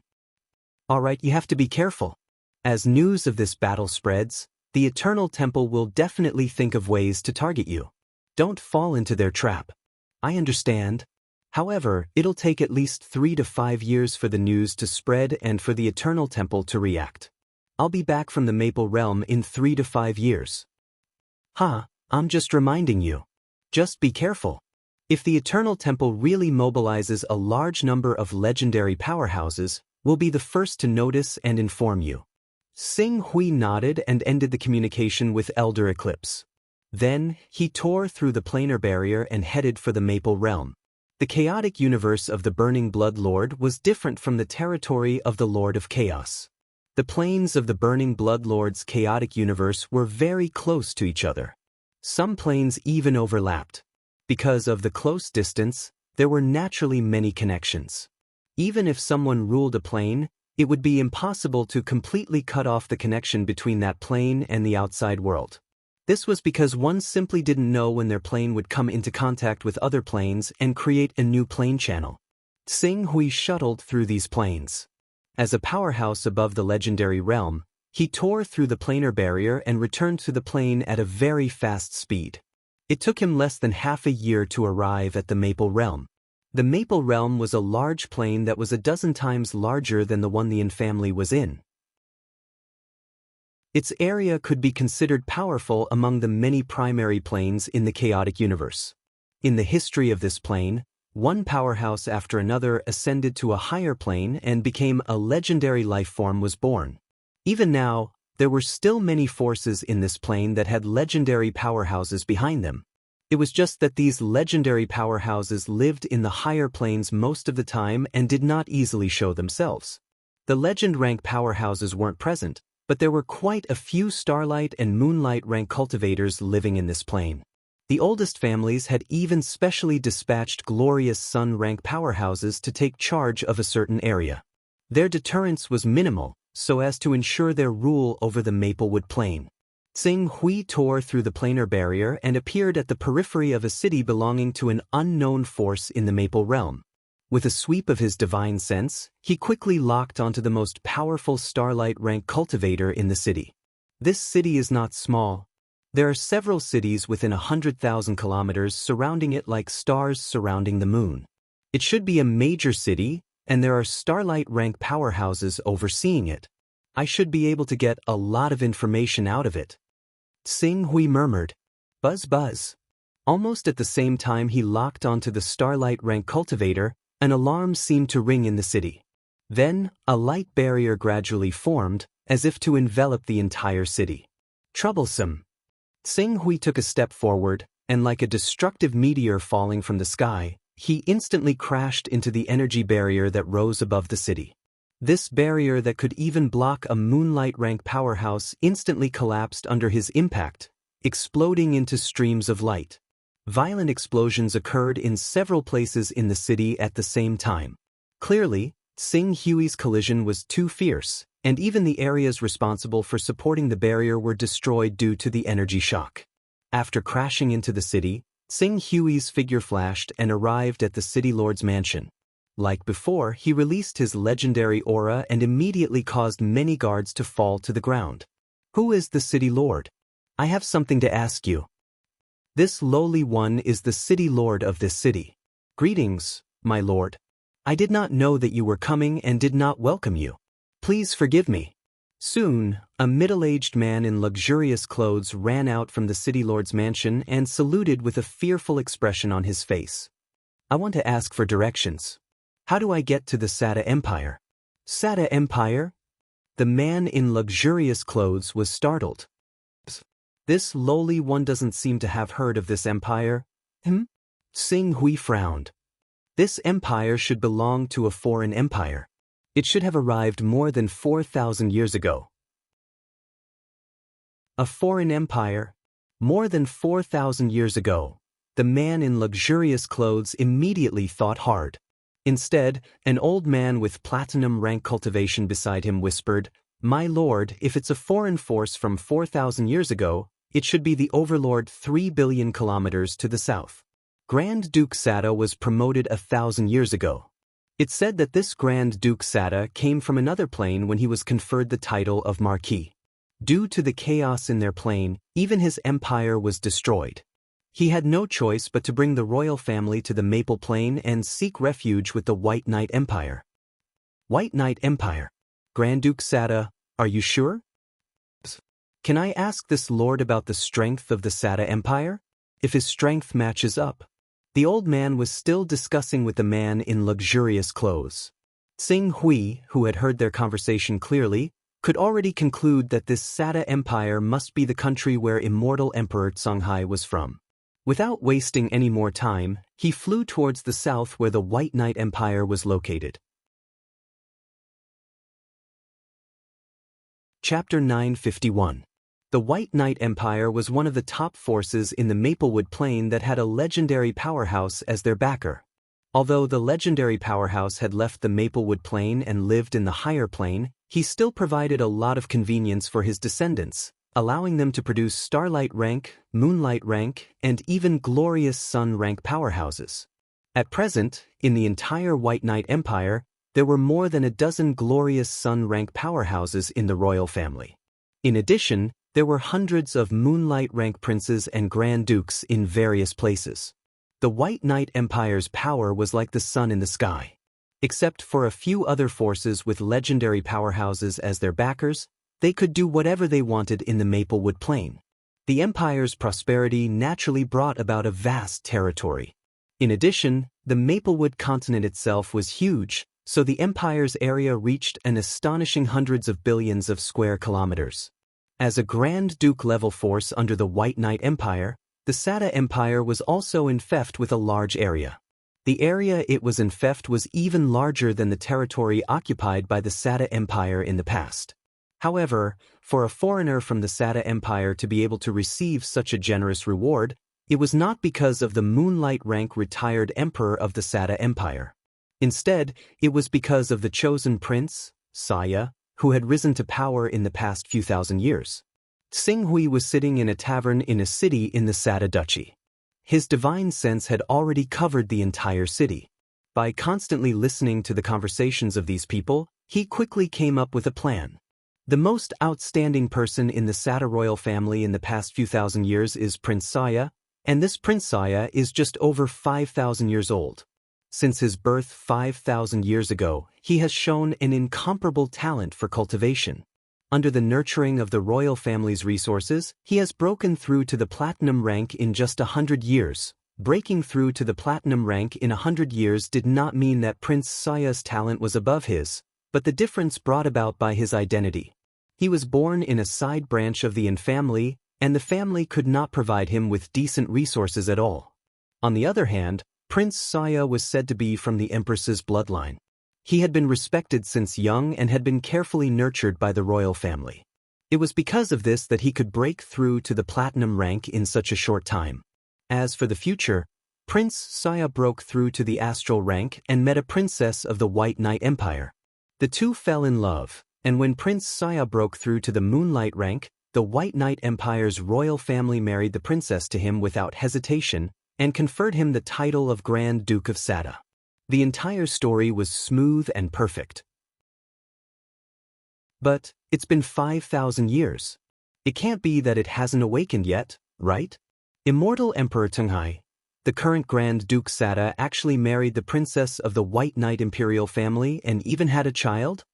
Xing Hui felt a little strange after digesting the information. Although Immortal Emperor Songhai was weaker than him, he should have regained his memories after 1,000 years at most. He met Princess Bai Lin of the White Knight imperial family 1,000 years later. If he had regained his memories then, he should have known that he would leave this universe one day. So, why did he marry the princess of the White Knight imperial family and have children with her? Could it be, was it a mistake? Thinking of this, Xing Hui looked towards the residence of the current Grand Duke of Sada, who was suspected to be Immortal Emperor Songhai, Duke Saya. Since he couldn't find out if Duke Saya was Immortal Emperor Songhai, then he might as well pay him a visit. Thinking of this, Tsing Hui traversed tens of thousands of kilometers and arrived at the capital of Sada Duchy. Using his divine telekinesis, he quickly sensed the aura of the two moonlight rank powerhouses in the capital. However, when he sensed Duke Saya, who was suspected to be immortal Emperor Songhai, Tsing Hui didn't sense any obvious aura of immortal Emperor Songhai. Could it really be a mistake? Muttering to himself, Tsing Hui silently made his way to Duke Saya's residence. The residence was heavily guarded. Other than Duke Saya, who was a moonlight rank powerhouse, there were also a dozen starlight rank powerhouses. As for gold and platinum rank guards, there were thousands of them. However, these defenses were nothing in front of Tsing Hui. He silently appeared outside a room. At this moment, Duke Saya, who looked to be in his 30s or 40s, was sitting calmly in the room. In front of him, there was a charming young woman who wasn't even in her 30s. She was playing a piano-like instrument. Moving notes constantly flowed from the instrument, making people feel relaxed and happy. From time to time, their gazes would meet. Their gazes were filled with tenderness and sweetness. Tsing Hui's gaze landed on Duke Saya and carefully sized him up. After a moment, he faintly sensed the aura on Duke Saya's body that belonged to his law of creation. Deducing from this person must be immortal Emperor Songhai. However, the aura of immortal Emperor Songhai's spirit on him had become extremely faint. Instead, it was the newly born Saya's spirit ripple that was very obvious. The order of the two seemed to have been reversed. Just as Tsing Hui was sizing up Saya, the extremely sensitive Duke seemed to have sensed something. His gaze turned and landed on Tsing Hui, who wasn't hiding his presence. At this moment, the few maids and the woman in the room also looked at Tsing Hui with a surprised expression.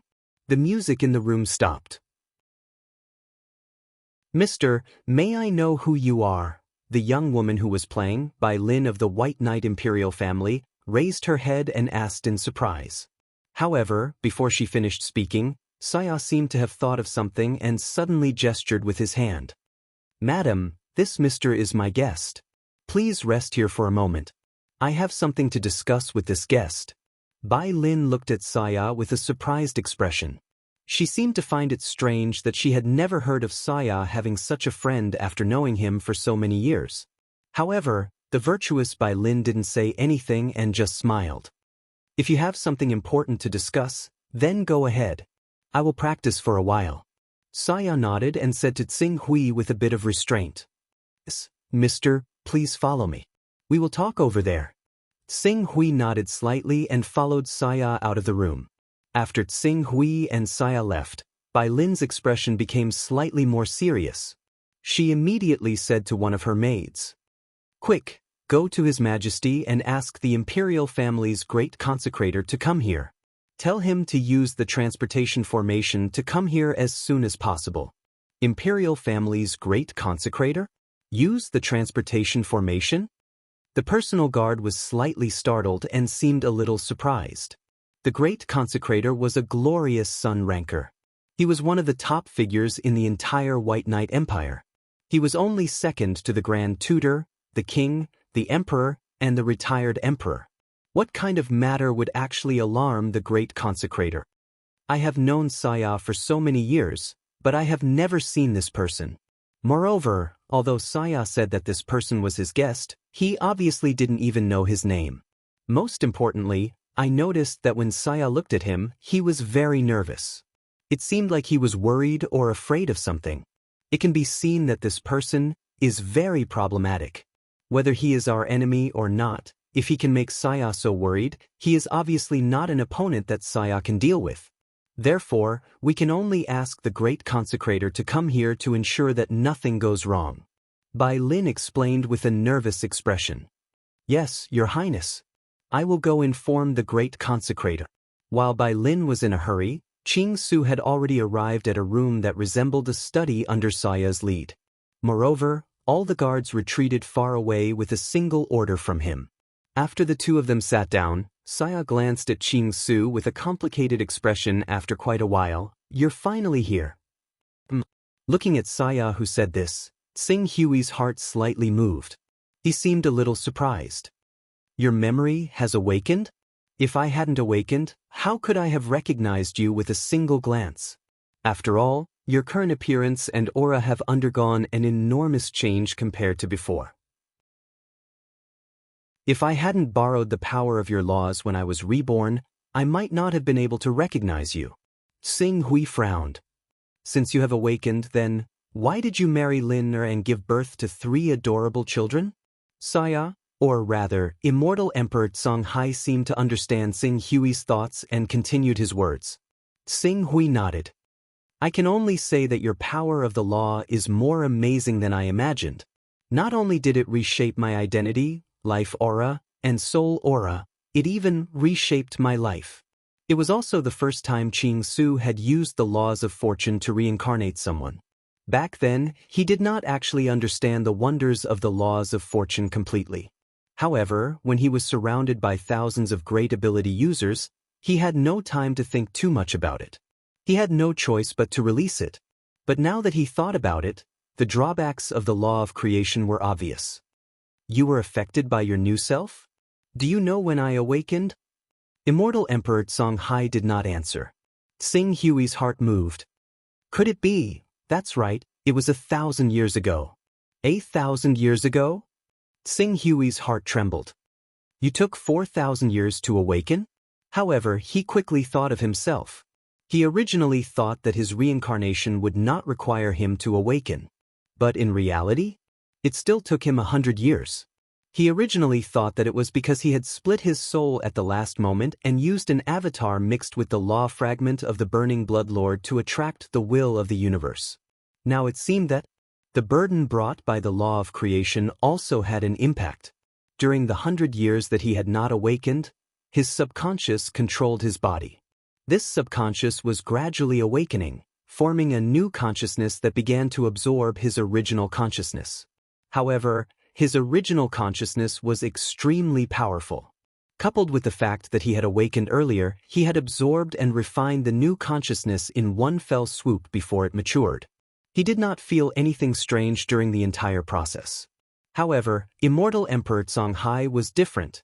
Immortal Emperor Tsang Hai was only an immortal emperor and did not have much resistance in the face of his own law of creation. In addition, his subconscious had given birth to a new consciousness early on.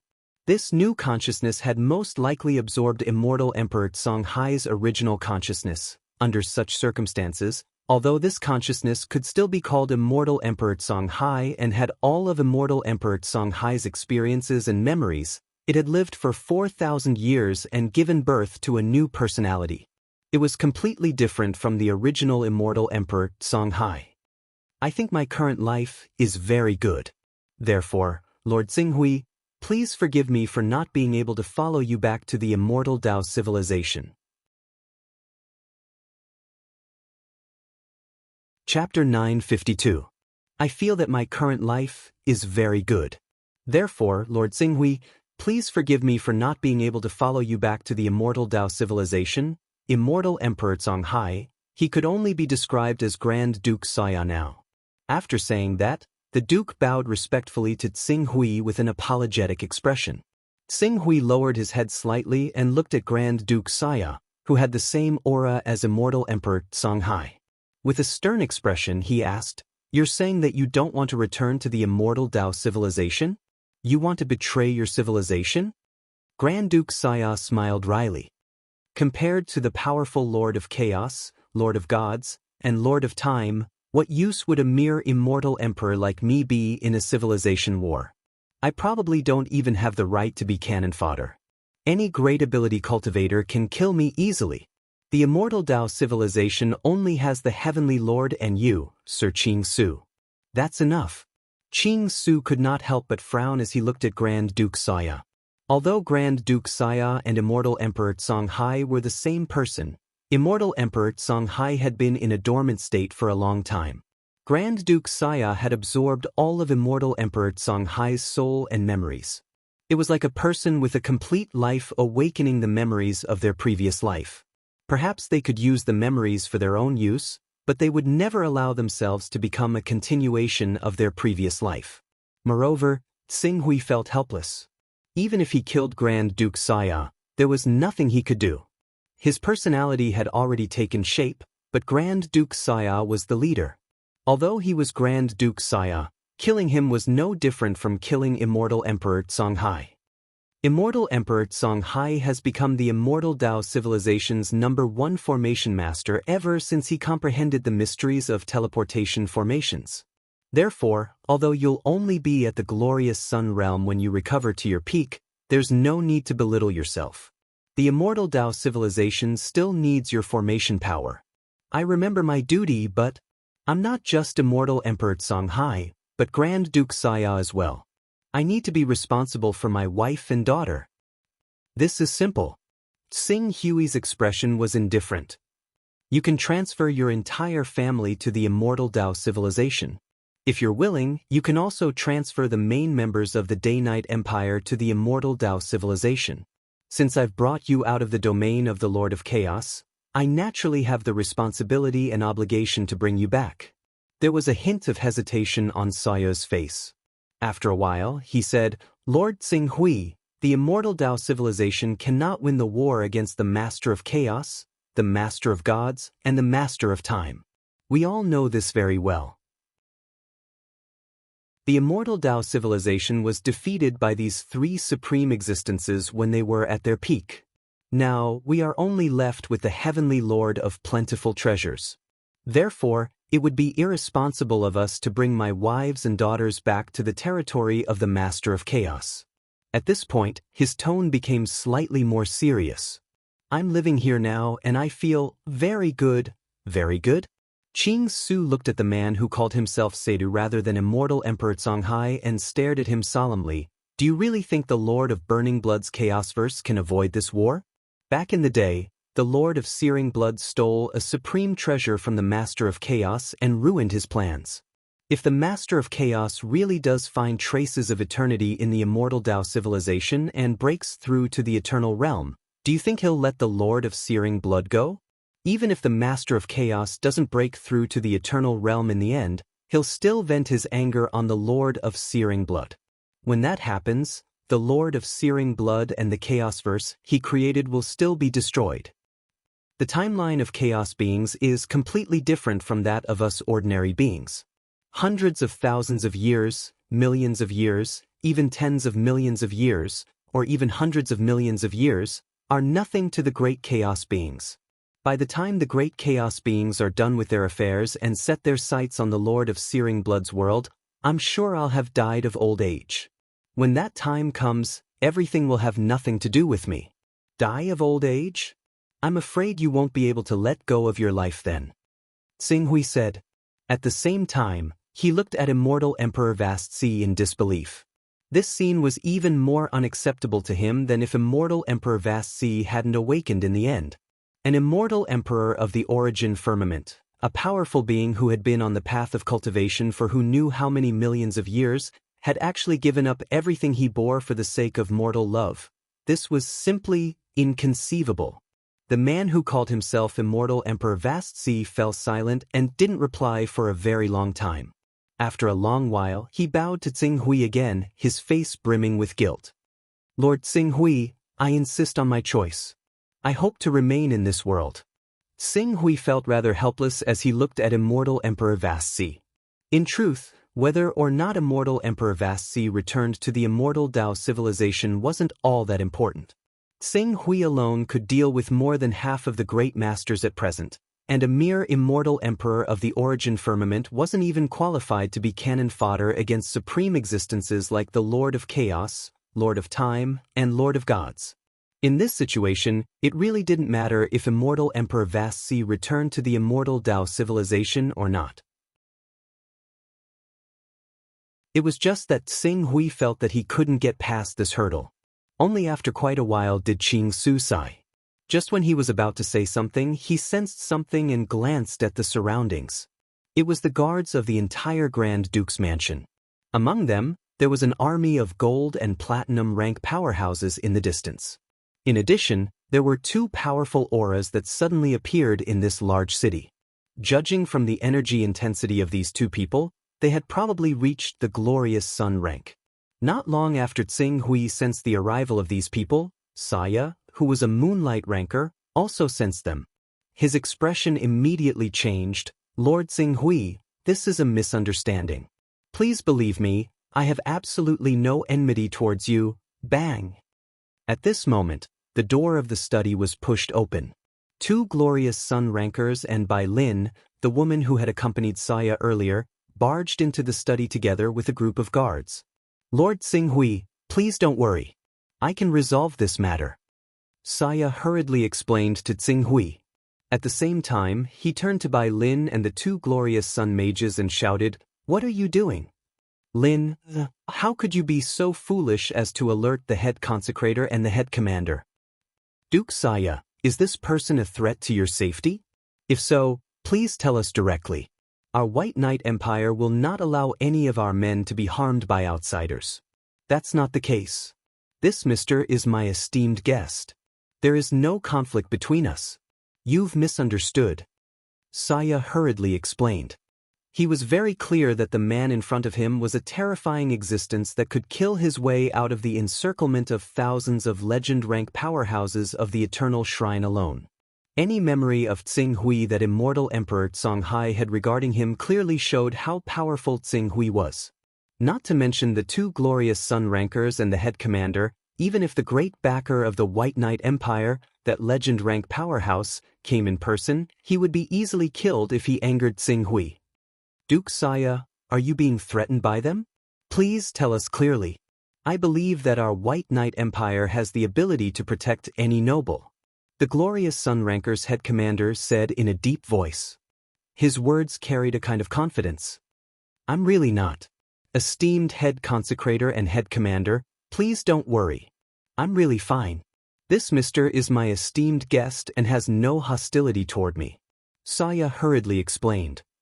Saya, I've known you for so many years. I know you very well. This person in front of you is definitely not your friend. When you saw him, you were very nervous and even frightened.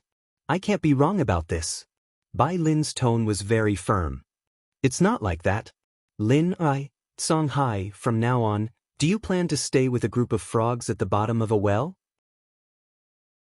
Abandoning your responsibilities, abandoning your original appearance, and deceiving yourself and others to live this kind of stable and peaceful life that you thought to be? But in fact, you should know better than me that this world is far crueler than what you see in front of you. Take your current happy life as an example. Once your kingdom offends a powerful opponent, it will be wiped out with a wave of the hand. At that time, your so-called future, everything you cherish, will also vanish like smoke and turn into bubbles. So, is this really what you want? Do you really want to weave a false dream for yourself? Xinghui on the side said indifferently. Lord Xinghui, Saya said with a solemn expression, regardless of whether my so-called life is a dream that I weave, regardless of what kind of disaster I will encounter in the future, since I have made this choice, I am prepared to bear the consequences that I may face. For you, what do you want to do to Saya? Saya is the Duke of the White Knight Empire, and I am the Princess of the White Knight Empire. Bai Lin heard Xinghui's unfriendly words and immediately stepped forward to reprimand Xinghui. Noisy. However, before she could finish her words, Xinghui had already snorted coldly and slapped at Bai Lin. However, before Xinghui's attack landed on Bai Lin, Saya had already stepped in front of Bai Lin. Xinghui's palm landed on Saya's body, causing his body to shake, and he couldn't help but take 3 steps back. Saya. Duke Saya. Lin, don't be rude. This mister is a top legend rank expert. Saya was afraid that Bai Lin and the others' actions would anger Xinghui again, so he hurriedly shouted. Top legend rank expert? The expressions of the two glorious sun rankers who were originally furious froze, and their actions of stepping forward to stop Yi Shiwen froze on the spot. Legend rank experts were also divided into ordinary, high, top, and strongest. Although the White Knight Empire had a legend rank expert as their backer, he was just an ordinary legend. Not to mention a top legend rank expert, even a high legend rank expert wouldn't dare to provoke him. And this young man in front of them was actually a top legend rank creature? You'd rather stand in front of me than return? Xinghui looked at Saya and sighed in his heart. Lord Xinghui, I've disappointed you. Saya lowered his head guiltily. Xing Hui was silent. After a while, he said, "It won't be long before a huge catastrophe occurs in the entire chaotic universe. I will lead the Lord of Red Hell and the Sacrificial Blood Shrine to overthrow the rule of the Eternal Shrine and further kill the will of the universe. The aftermath of this war will definitely sweep across the entire universe, and no force will be spared. When that time comes, I hope you won't regret your choice today." After that, he didn't say anything else and slowly walked out of the study. Chapter 953. Husband. Bai Lin walked to Saya's side and said in surprise, "That man? Is he really a top legend?" Saya saw Xing Hui leave and heaved a sigh of relief. Hearing Bai Lin's question, he nodded slightly. "Lord Xing Hui is the most powerful legend I have ever seen." In fact, there was one more thing he did not add, which was that even the high priest of the Eternal Temple was no match for Xing Hui. However, every single legendary expert who had reached this level was renowned throughout the universe. They were known and revered by everyone, and there was clearly no such figure as Qing Su among them. If he forced it out, it might even arouse the suspicion of others and lead to even more unnecessary misunderstandings. Since it concerns a legendary champion, this is no small matter. "Duke Saya, what is your relationship with that legendary champion? Are you friends or foes?" The Grand Commander asked with a serious expression. A legendary strong man, especially a top legendary strong man, could completely shake the rule of the White Knight Empire. Saya organized his words and said, "I only met this legend by chance. Due to my talent in formations, he needed my help in some areas and we became good friends. This time, he came to invite me to explore a dangerous place. However, that place was already dangerous for him and even more so for me. In the White Knight Empire, I am already living a good life. For Lin and my 3 children, I can't put myself in that kind of dangerous place.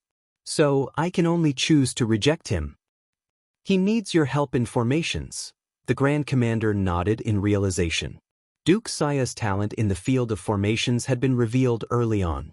It could be said that the reason why Saya's group from another plane could be conferred the title of Duke was because of his marriage to the princess. Another reason was that he had cultivated moonshine at a young age, and the most important reason was because of his talent in formations.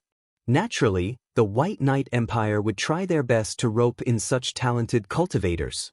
If it wasn't for the fact that Saya's group had only been in the White Knight Empire for a short period of time, it wouldn't be difficult for them to be crowned as kings in the future. After understanding the cause and effect of the matter, the Grand Commander hesitated for a moment and said, "Duke Saya, although this request is unreasonable, but if that lord is really a peak legend like you said, then his influence must be far beyond our imagination. You should understand that our White Knight Empire is currently at war with the Sunrise Empire, and an all-out war could break out at any time. If you can agree to that lord's request, and earnestly ask that lord to help our White Knight Empire even if it's just a show of support, it will certainly make the legend rank expert behind the Sunrise Empire not dare to act rashly at that time. We will be able to make a big move, defeat the Sunrise Empire, and establish our White Knight Empire as the overlord of the Maplewood continent. You want me to agree to that lord's request?" Saya looked at the Grand Commander in front of him in disbelief. "I know this is a bit presumptuous, and it may put Duke Saya in danger, but for the sake of the Empire's victory, there must be someone who understands the difficulties and steps forward." Saya looked at the Grand Commander and said in a deep voice, "Grand Commander should understand how dangerous it is for a mere moonshine rank to get involved in the plans of a peak legend rank expert. That place can't even guarantee that Lord, a peak legend, can escape unscathed. He might even die, let alone a mere moonshine rank like me. Therefore, if I really get involved in this matter, the probability of me returning safely is at most a sliver." The Grand Commander looked at Duke Saya in front of him and his expression became even more solemn. In the war between the White Knight Empire and the Sunrise Empire, there are people dying every day. In the war 3 months ago, our White Knight Empire lost a marquis, 14 viscounts, and over 100 low-ranking nobles. Since we have been conferred the title of nobles and enjoy the various privileges and conveniences of nobles, we should naturally shoulder the responsibilities of nobles. Right now, Duke Saya, since you have a better way to help our White Knight Empire win this war and save countless lives, then why don't you do it? After saying that, his gaze fell on Bai Lin. Your Highness, a valuable sacrifice, is a great honor for us nobles, and even the royal family. Moreover, although Duke Saya's trip can be said to be dangerous, it isn't to the extent where death is certain. Furthermore, if our royal family is willing to help you break through to the glorious sun rank during this period of time, then Duke Saya's chances of survival should be greatly increased, right? I will report this matter to His Majesty, and I believe His Majesty will make the same choice as me. Therefore, during this period of time, please advise Duke Saya well. This, Princess Bai Lin hesitated for a moment. As a member of the royal family, she had long been instilled with the ideology of being loyal to the empire and the royal family. Although she and Duke Saya were very loving, this kind of love didn't mean that she could abandon her mission, her dignity, and her duty. The two glorious sun rank experts quickly left, leaving Duke Saya and Princess Bai Lin alone. Duke Saya looked at Bai Lin, and faintly had a bad premonition in his heart. However, he still looked at her and asked with a serious face, Lin, are you also planning to advise me to cooperate with Lord Tsing Hui's plan? I hope you can tell me in detail, what does that legend want you to help with? What kind of dangers will there be on the way? If we can think of a way to deal with these dangers, then it will undoubtedly greatly increase your chances of survival. If there is a high chance of returning safely after helping that legend, then why don't we use this method to borrow the power of that legend to end the war between the Day-Night Empire and the Sunglow Empire? Saya looked at Princess Bai Lin. Tsing Hui wanted him to return to the immortal civilization, and then fight against the Master of Chaos, the Master of Gods, and the Master of Time together. However, he couldn't tell Bai Lin too much about this. Even if he told her, she might not understand. For a moment, his face couldn't help but reveal a pained expression. Lin, I can only tell you that if I really go with him, then it is very likely that I will never be able to return. Even if I can return, it will probably be after an incomparably long time. What does that legend want you to do? Tell me, and we can think of a way together. The war between the Day-Night Empire and the Sunglow Empire requires all the strength of the Empire to have any hope of winning. If we can use you to save the Empire and defeat the Sunglow Empire in a roundabout way, I believe that the entire Empire will definitely not be stingy with all kinds of resources to help you through this difficult time. Lin, you should understand the influence of a top legend. If relying on resources can solve the problem, won't he make more preparations for me? This is different. That legend is still a legend, and he needs to take care of the big picture. With his status, it is impossible for him to pour all his resources into one person. However, the Day-Night Empire is different. If we can see the hope of victory in this war in you, I believe that even the ancestors of the Day-Night Empire will personally come and help you. Saya shook his head. This matter couldn't be explained with words. Saya, I hope you can think about it carefully.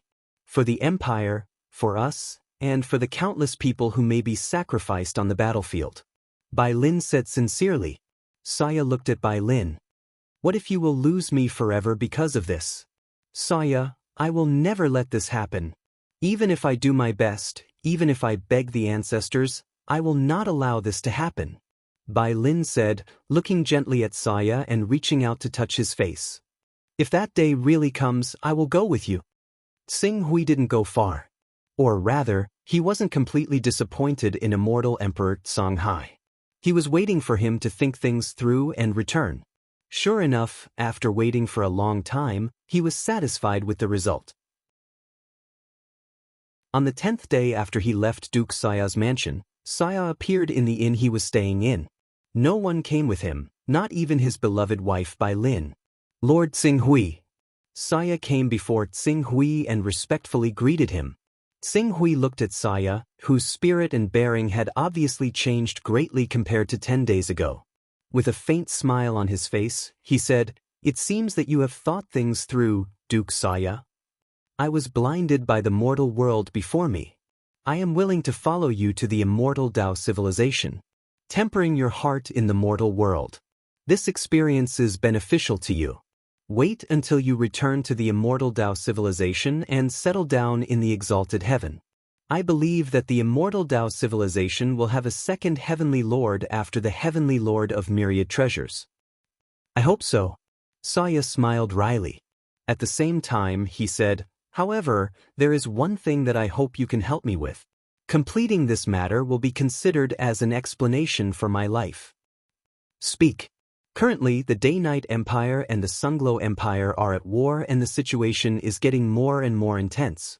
I hope that you can use your influence to help the Day-Night Empire defeat the Sunglow Empire. Saya paused slightly at this point. Consider it my final contribution to the Day-Night Empire. This is simple. This matter is simple. I remember that the reason why the White Knight Empire, Sunglow Empire, and the other empires have such momentum is because they have legendary powerhouses behind them. Currently, the Lord of Crimson Hell has contacted the Shrine of Sacrificial Blood to counterattack the Eternal Shrine. All legendary powerhouses will only have two choices, surrender or die. When the time comes, I'll find a time to kill the legendary powerhouse behind the Sunglow Empire. I'll even wipe out the legendary powerhouses behind the other major forces in the Maplewood dimension. When the time comes, the White Knight Empire will naturally be able to secure its position as the largest empire in the Maplewood dimension. Tsing Hui said faintly. Saya understood that Tsing Hui was fully capable of this. He nodded and said, "Then, thank you very much. Whenever you want to leave, just let me know."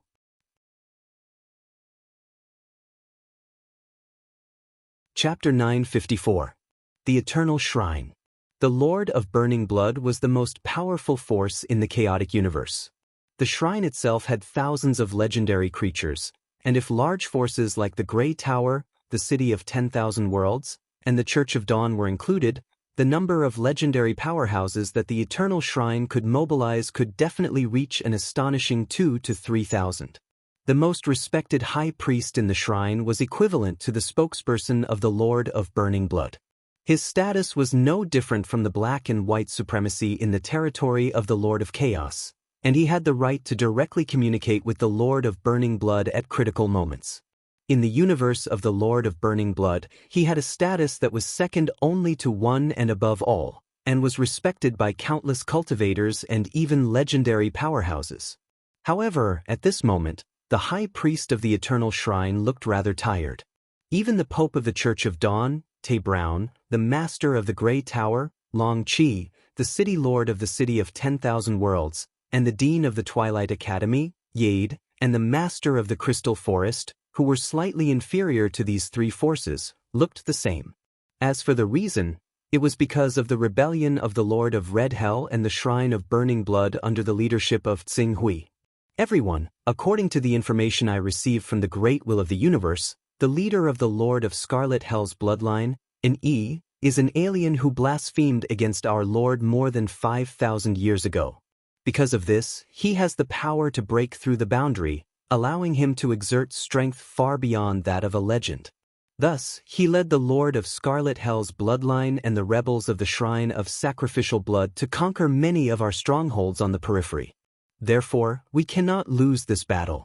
If we do, the entire chaotic universe will change hands, and all of us will succumb to the rule of the Lord of Scarlet Hell's bloodline. The high priest's face was gloomy as he spoke worriedly. We also know that the rebellion that caused such a huge commotion must belong to the Lord of Scarlet Hell. However, the main problem now is actually the person from another world called an E. He has broken through the boundary and is above the legendary realm. Ordinary legends like us can't resist him at all.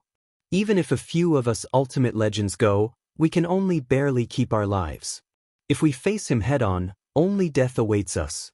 Under such circumstances, the legendary realm masters under our command don't have the heart to fight at all. Even if we want to mobilize them to stop that terrifying existence, they're afraid and their morale is extremely low. There's only one way to break this situation. Pope Tabern of the Church of Dawn had a solemn expression. This way is to implore the will of the universe to release all the legendary shackles on us.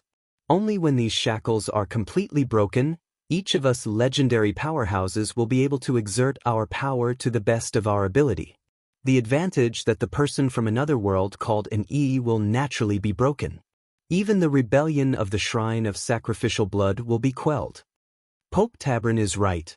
I have contacted the Shrine Master of the Shrine of Sacrificial Blood. In fact, they have no intention of blaspheming our Lord. They are only pursuing a higher realm. It is precisely because the will of the universe exists that their path forward is blocked. As a last resort, they can only choose to raise their flag and embark on the path of rebellion. If the High Priest can offer a sacrifice to the will of the universe to release the shackles on us, I can't guarantee the others, but at least the Shrine of Sacrificial Blood will definitely withdraw from this rebellion.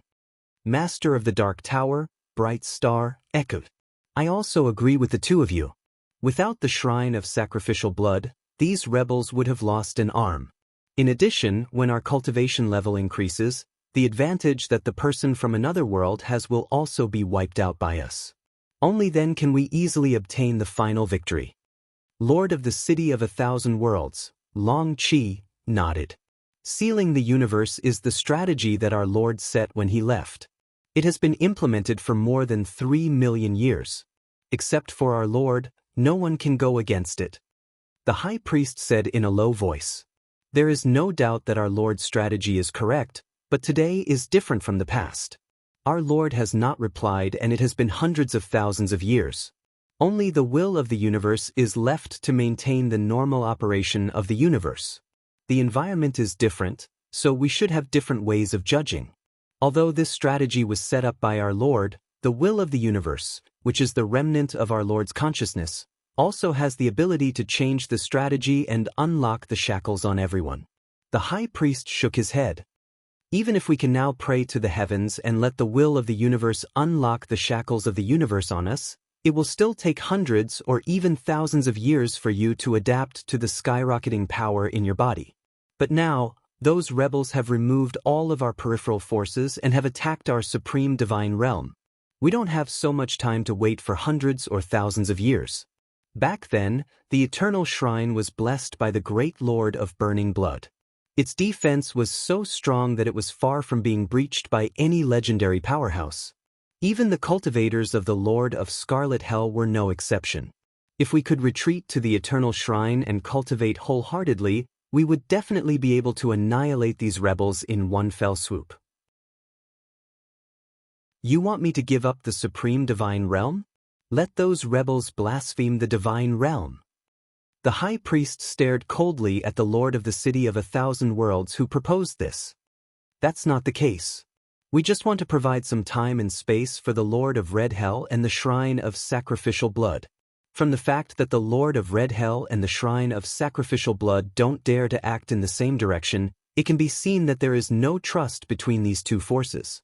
If we temporarily withdraw our forces and unlock the shackles on everyone, the Shrine of Sacrificial Blood will lose its target. Moreover, they occupy the supreme divine realm. At that time, it will be a good thing if they don't have internal strife with the Lord of Red Hell and the Shrine of Sacrificial Blood. When these two forces fight for the control of the supreme divine realm and both suffer losses, we, who have mastered each other's strength, will rush out and defeat the Lord of Red Hell and the Shrine of Sacrificial Blood, and restore the supreme divine realm. The Lord of the City of 1,000 Worlds said confidently. That's right, that person from another world is too strong. Not long ago, during the Battle of the Bridge, he killed more than 300 legendary masters alone. If we include the battle at the ancestral lands of the Yin family and several other battles of different sizes, the number of legendary masters who have fallen at his hands alone will reach 800. This is almost half of all our legendary masters. If we don't stop him, let alone defeat him, we don't even know if the legendary masters under our command will have the courage to fight him. Tebrin nodded solemnly. The morale of the Knights Templar of our church is also on the verge of collapse. I estimate that if we lose again, they will swarm over and no longer obey the orders of our Lord. When the High Priest heard how serious the problem was, even though he knew that these people were more or less selfish, he did not know how to refute them. At this moment, a swordsman in golden armor hurriedly rushed in from outside the hall. Not good, High Priest. Lords, the rebels have already broken through the Twilight Fort. According to the information from the outpost, there is no longer any force in their path that can stop them. All the rebels are heading straight for the Eternal Shrine. What? They lost just like that? There are 800 legendary masters on the Twilight Fort. In addition, there are millions of Starlight, Moonlight, and Glorious Sun rankers, as well as all kinds of magic arrays, divine weapons, and war fortresses. How long has it been? They actually lost? The high priest stood up in shock, his eyes full of disbelief. The swordsman in golden armor who reported the news bitterly said, "It's that person from another world." He rushed into the Twilight Fort alone and started a massacre. In less than 2 hours, he has already killed more than 30 legendary masters and tens of thousands of elites. This led to the collapse of the Twilight Fort. That person from another world. The high priest's expression was ugly. In fact, he was more shocked by the number of legendary masters lost. There were 800 legendary masters, but they had only lost 30 or so, which was not even a tenth of them. However, these elites who had been through hundreds of battles and believed in the Lord of Burning Blood had collapsed just like that.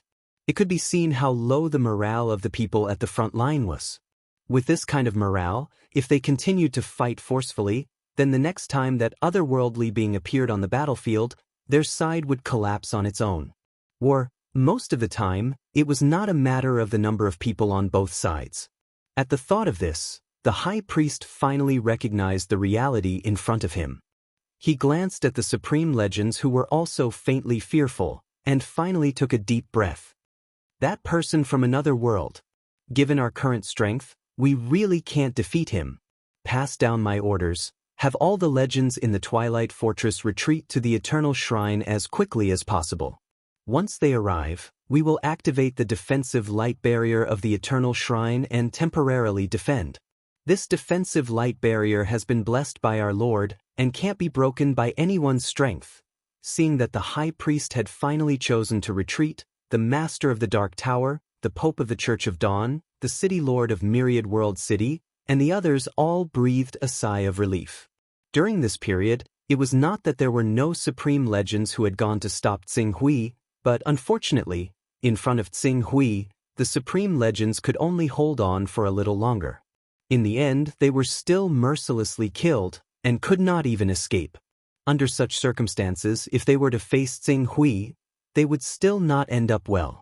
Then about the sacrifice to the will of the universe to remove the shackles, I'll make preparations and activate the altar.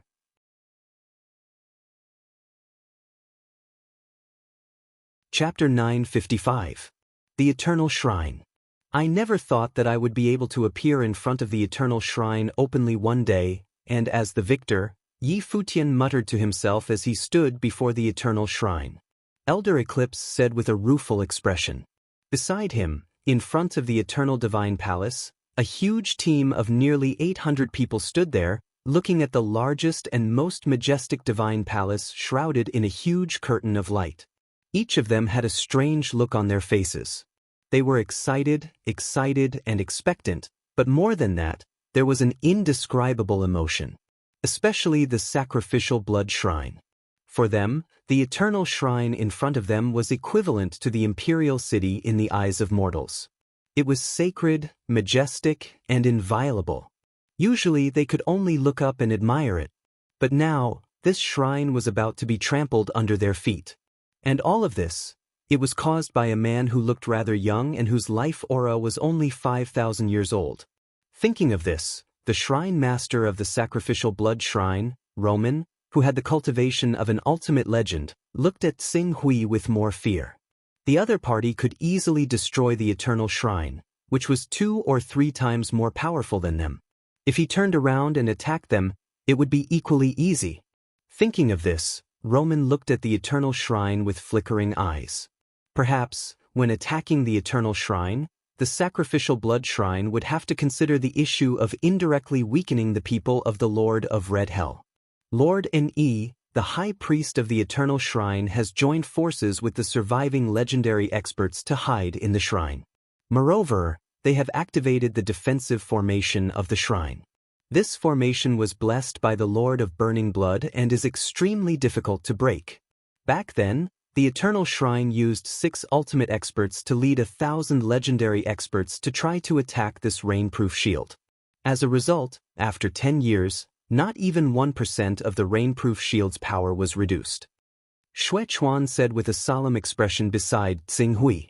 He obviously knew the huge shrine in the light screen very well. Oh! Tsing Hui's gaze fell on the light screen. In the Eternal Shrine, many people were sizing up Tsing Hui through the light screen while estimating the strength of each other. At present, there are about 1,000 legendary powerhouses in the Eternal Shrine. However, the most famous legendary powerhouses are all concentrated in the shrine. Including the High Priest, there are 6 of them. Moreover, although the other legendary powerhouses have been scattered by us and lost their will to fight, once our attack here is obstructed, they will definitely gather again. When that happens, the number of legendary powerhouses on the Eternal Shrine's side will at least climb to 1,500. Therefore, we can either not attack in this battle, or we have to destroy the Eternal Shrine as soon as possible. The longer we delay, the more disadvantageous it will be for us. Elder Ingzhen chimed in. That may be the case, but the Eternal Shrine's formation is not that easy to break. Back then, when the Eternal Shrine was conducting an experiment, the 6 ultimate experts led 1,000 legendary experts to attack this formation, but after 10 years, less than 1% of the formation's power was reduced, and this was because the other party only sent less than 100 legendary experts to maintain the formation. Now, there are 1,000 legendary experts in the Eternal Shrine, and the number of legendary experts on our side is less than that of the 6 ultimate experts and 1,000 legendary experts. Doesn't that mean that we will need at least 10,000 years to break the formation? Yugu said worriedly. In fact, this is not the problem I'm most worried about. I'm afraid that the people of the Eternal Shrine are playing tricks in the dark, trying to, before Elder Chen Zhao, who had followed closely behind, could finish his words, a stream of light had already shot into the sky, straight into the clouds, and then rose again without slowing down, as if to shoot into the depths of the heavens. As this stream of light shot straight into the heavens, a vast and terrifying will began to condense above the Eternal Shrine. At the same time, circles of light began to slowly spread out in all directions with the Eternal Shrine as the center. Although the spreading speed was not fast, the area of effect far exceeded everyone's imagination. Not only did it spread to the entire higher realm in an instant, it also swept towards other planes without slowing down, as if to engulf the entire chaotic universe. As the light spread, the changes brought about by the spread of light were quickly reflected on the legendary experts present. This is Roman, the hallmaster of the Shrine of Swamp Blood, who had the keenest senses, immediately sensed the subtle changes between himself and this world, and was pleasantly surprised at once. The shackles of the entire universe on extraordinary power seem to have loosened a little. It's not loosening a little, but unraveling. The will of the universe is gradually unlocking the shackles on extraordinary power. Immediately after, the other legendary experts could not suppress their surprise and cheers. It's true. The will of the universe has really unlocked the extraordinary power's suppression and shackles on us. It's unlocked. It's finally unlocked. The shackles on us have been unlocked. From now on, our path of ascension will no longer be cut off, and with our own efforts, we will one day reach the level of chaos beings above the legends. Haha, this is great. This day has finally come. Our realm has long been sufficient, but because of the existence of the universal shackles, we simply could not come into contact with the power of laws of a higher level. Our realm was empty, but we could not come into contact with the true mysteries of the universe. But now, this barrier no longer exists. In a few years, I will be able to adapt to the changes brought about by the unlocking of the universal shackles. When the time comes, I will be able to stabilize my realm and truly attempt to stride towards that transcendent and great realm. All sorts of cries rang out from the mouths of these legendary experts, so much so that some legendary experts did not even care about attacking the Eternal Shrine and dealing it a fatal blow. Instead, they began to enter a half-cultivation state, hoping to obtain greater power as soon as possible. Oh no. Compared to the surprise of the other legendary experts, Eclipse, Xuechuan, Ghost Bone, and the other legendary experts who vaguely understood the Eternal Shrine's actions immediately thought of something, and their expressions sank slightly. Damn it, the Eternal Shrine is trying to drive a wedge between us by unlocking the universal shackles, breaking our alliance with the Sacrificial Blood Shrine and reducing our strength. As Xuechuan spoke, he glanced at the nearly 500 legendary experts on the Sacrificial Blood Shrine's side. At that moment, some of these legendary experts were suggesting to the Sacrificial Blood Shrine's Temple Master to temporarily retreat. Since they had already obtained what they wanted and forced the will of the universe to unseal the chaotic universe, there was no need to fight to the death with the Eternal Shrine. After all, they were different from the foreign cultivators of the Lord of Scarlet Hell's lineage. Almost all of them were local cultivators of the Sacrificial Blood Shrine and had deep feelings for this chaotic universe. It's not just through this method of driving a wedge between our alliance with the Sacrificial Blood Shrine. Elder Eclipse thought deeper, and his expression could not help but turn grim. They're also using the power of unlocking the universal shackles to narrow the difference in strength between an E and the other legendary experts. After all, an E himself is in the legendary realm.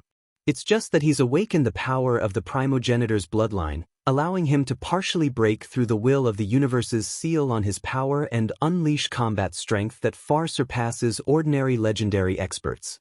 But once this advantage is erased, even if an E still has combat strength that surpasses ordinary legendary experts, he won't be able to fight 100 alone or even defeat hundreds of legendary experts alone. When that time comes, at most 3 to 5 legendary experts will be able to hold him back. And once an E is held back by them, our advantage will no longer exist. On the other hand, with their advantage in numbers, they will definitely be able to gradually turn the situation around. Hearing Elder Eclipse's words, the hearts of the legendary experts of the Lord of Scarlet Hell's lineage sank. In other words, we have to destroy the Eternal Shrine as soon as possible. Otherwise, what awaits us is only defeat. At this moment, the Sacrificial Blood Shrine's Lord, Roman, who did not want to see the Lord of Scarlet Hell's lineage grow stronger, suddenly spoke. Everyone, the ultimate goal of the Sacrificial Blood Shrine's attack on the Eternal Shrine is to make the will of the universe release the seal on the entire universe. Now that our goal has been achieved, it's inconvenient for us to continue fighting with you. So, please allow me to take my leave first. As he spoke, he immediately led the Sacrificial Blood Shrine's people to distance themselves from the Lord of Scarlet Hell's lineage. Wait, Lord Luo, if you retreat at this time, you will undoubtedly fail. You have already rebelled against the Eternal Shrine and are labeled as traitors.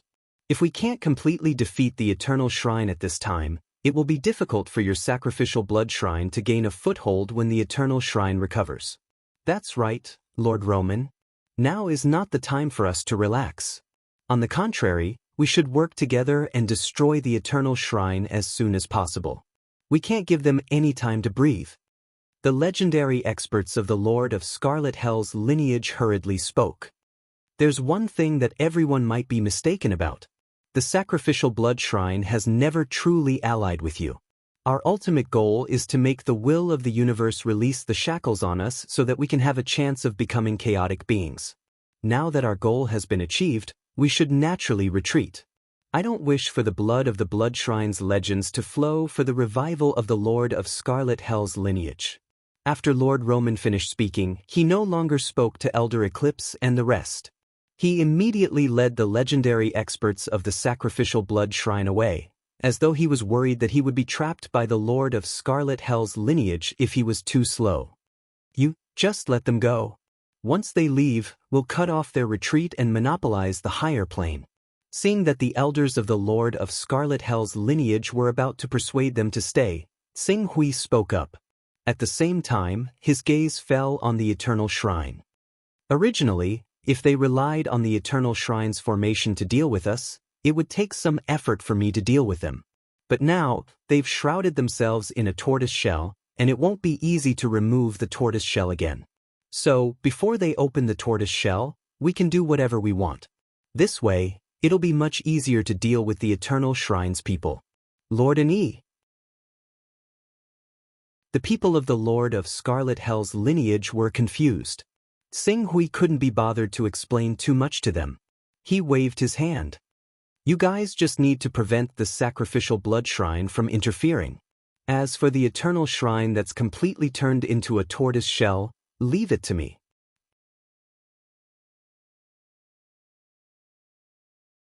Chapter 956. The moment Sing Hui saw the Eternal Shrine wrapping around him like a tortoise shell, he had already thought of a way to attack it.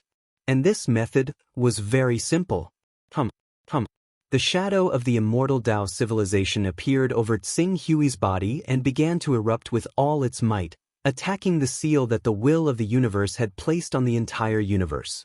Due to the worship of the Eternal Shrine, the will of the universe had already released the seal on many beings with the help of the chaotic universe. Today, not only had the cultivation of every legendary expert skyrocketed and gradually gained the ability to wield destructive power that was not inferior to the great masters in the Lord of Chaos domain, but the effect of the chaotic universe's restraint on matter and beings within the universe was also much weaker than before. In other words, the chaotic universe of the Burning Blood Lord was equivalent to being wrapped in a layer of steel barrier, and it was almost impossible for ordinary people to break through this barrier. But now, the steel barrier had become a bubble sculpture, and as long as anyone wanted to, they could easily break through this barrier and head to the chaotic void outside the chaotic universe. Without this layer of steel barrier, Sing Hui didn't need to expend too much effort to deal with the Eternal Shrine. For example, he had merely opened up his virtual immortal Dao civilization and forcefully opened a passage to the chaos void. When everyone in the Eternal Shrine faintly realized what was going on, he projected the power of the virtual immortal Dao civilization into the Eternal Shrine. Then, he tugged on the Eternal Shrine that was wrapped in a tortoise shell and directly toward the chaotic void. As Sing Hui pulled the tortoise-shelled Eternal Shrine toward the chaotic void, those of the Lord of Scarlet Hell's bloodline who didn't know how to break the seal on the Eternal Shrine suddenly understood Sing Hui's intentions. Lord N.E. wants to take advantage of the moment when the will of the universe has released the seal on the chaotic universe to move the Eternal Shrine into the chaotic void. As long as they are thrown into the chaotic void, it would be best to choose a place with chaotic storms, which would sweep the tortoise-shelled Eternal Shrine into the depths of the chaos. When that happens, the chaotic chi would naturally erode the Eternal Shrine, and the many legendary creatures hidden within would die to the erosion. Although the will of the universe has unlocked the power shackles on many legendary champions, they would need at least hundreds or thousands of years to accumulate power that matches their realm. It's like mortals who have been thirsty in the desert for a month, their bodies are already extremely weak. Even if they are given water now, they would need several days of recuperation to fully recover, and if they are thrown into the chaotic void before they have the power to match their realm, they would never be able to return to this chaotic universe if they are thrown 10 years away. Elder Eclipse's face was filled with delight. Only Lord N.E. can do this with the help of the primogenitor's bloodline. Quick, let's work together and help Lord N.E. push the Eternal Shrine into the chaotic void. Yes. Let's work together and push the shrine into the chaotic void. When the legendary champions saw that Sing Hui had already used the illusory immortal Dao civilization to pull the Eternal Shrine up, shattering layers of power of laws and pushing it into the depths of the chaotic void, they excitedly stepped forward and pushed the Eternal Shrine, increasing the speed at which it left the chaotic universe.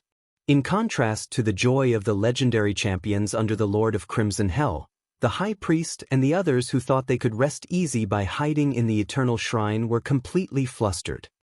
Activate the formation. We have to rush out and stop him. Otherwise, if we are really thrown into the chaotic void, only death awaits us. No. In order to prevent that person called N.E. from breaking through the Eternal Shrine's defensive barrier, we've already welded all the places shut. Some of the formation nodes have been deliberately destroyed. If we want to open the barrier now, we'll have to break through many places like breaking through a formation. Conservatively speaking, will need 30 years to fully activate the barrier.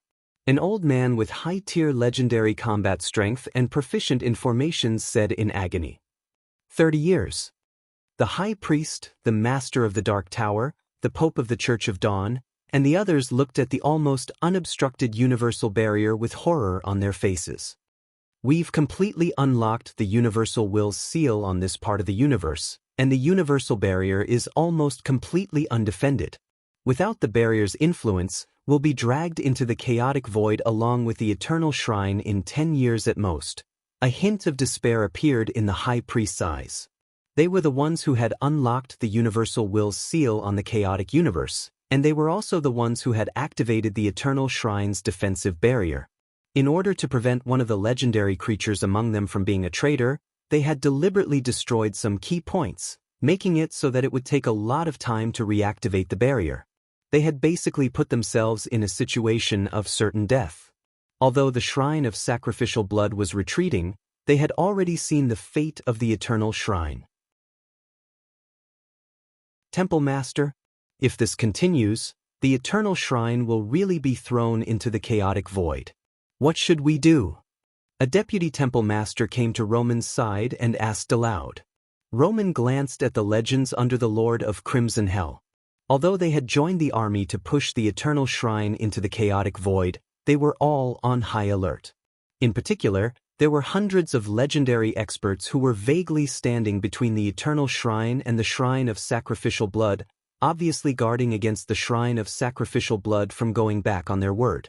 Although the shrine of sacrificial blood was not weak, it was about the same as the Lord of Crimson Hell's bloodline, and this was without taking into account Xing Hui.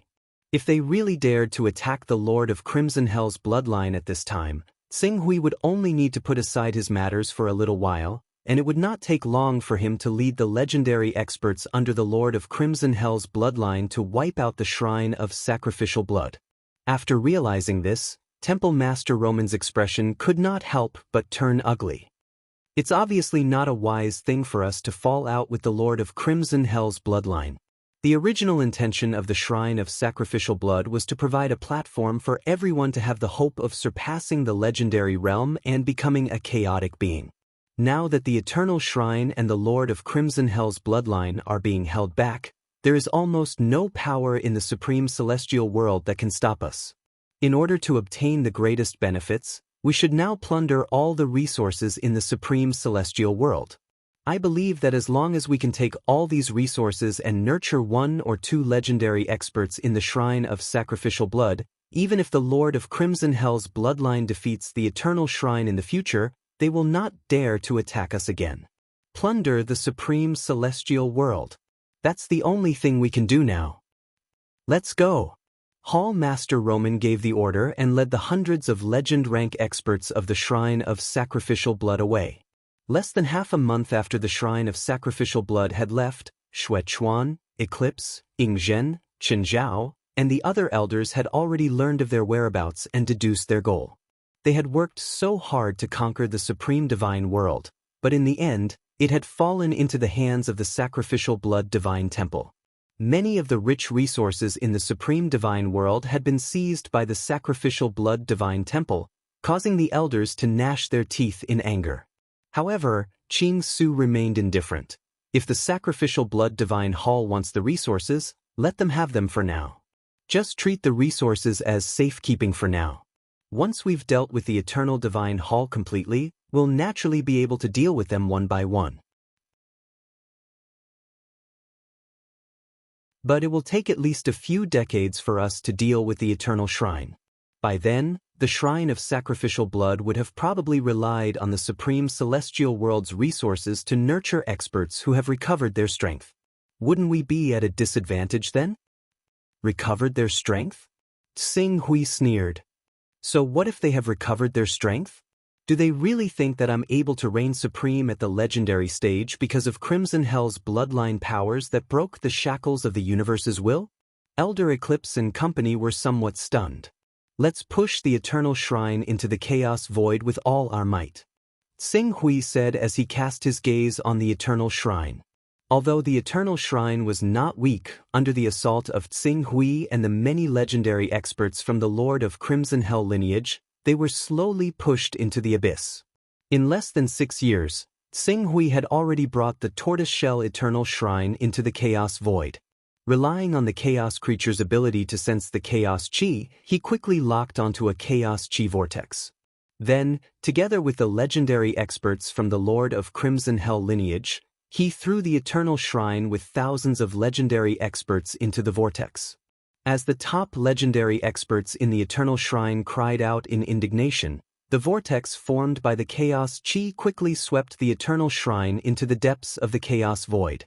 Next, unless they had a great opportunity to be rescued by a real Chaos life or creation life, or if they encountered another Chaos vortex that happened to bring them back to the chaotic universe of the Lord of Burning Blood, both of which had to happen within 100 years.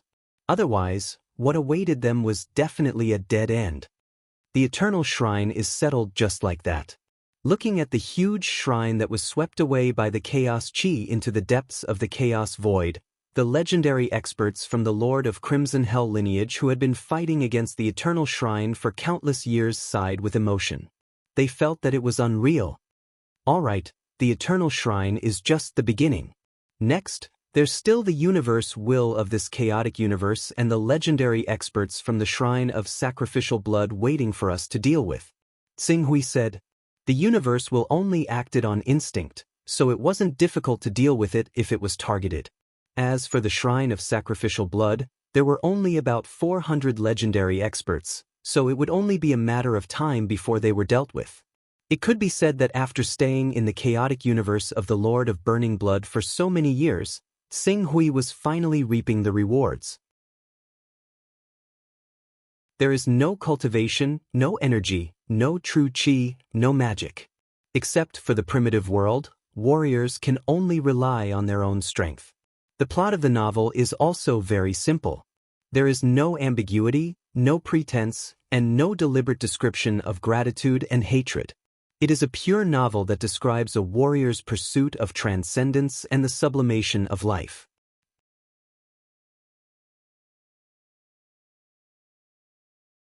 Chapter 957.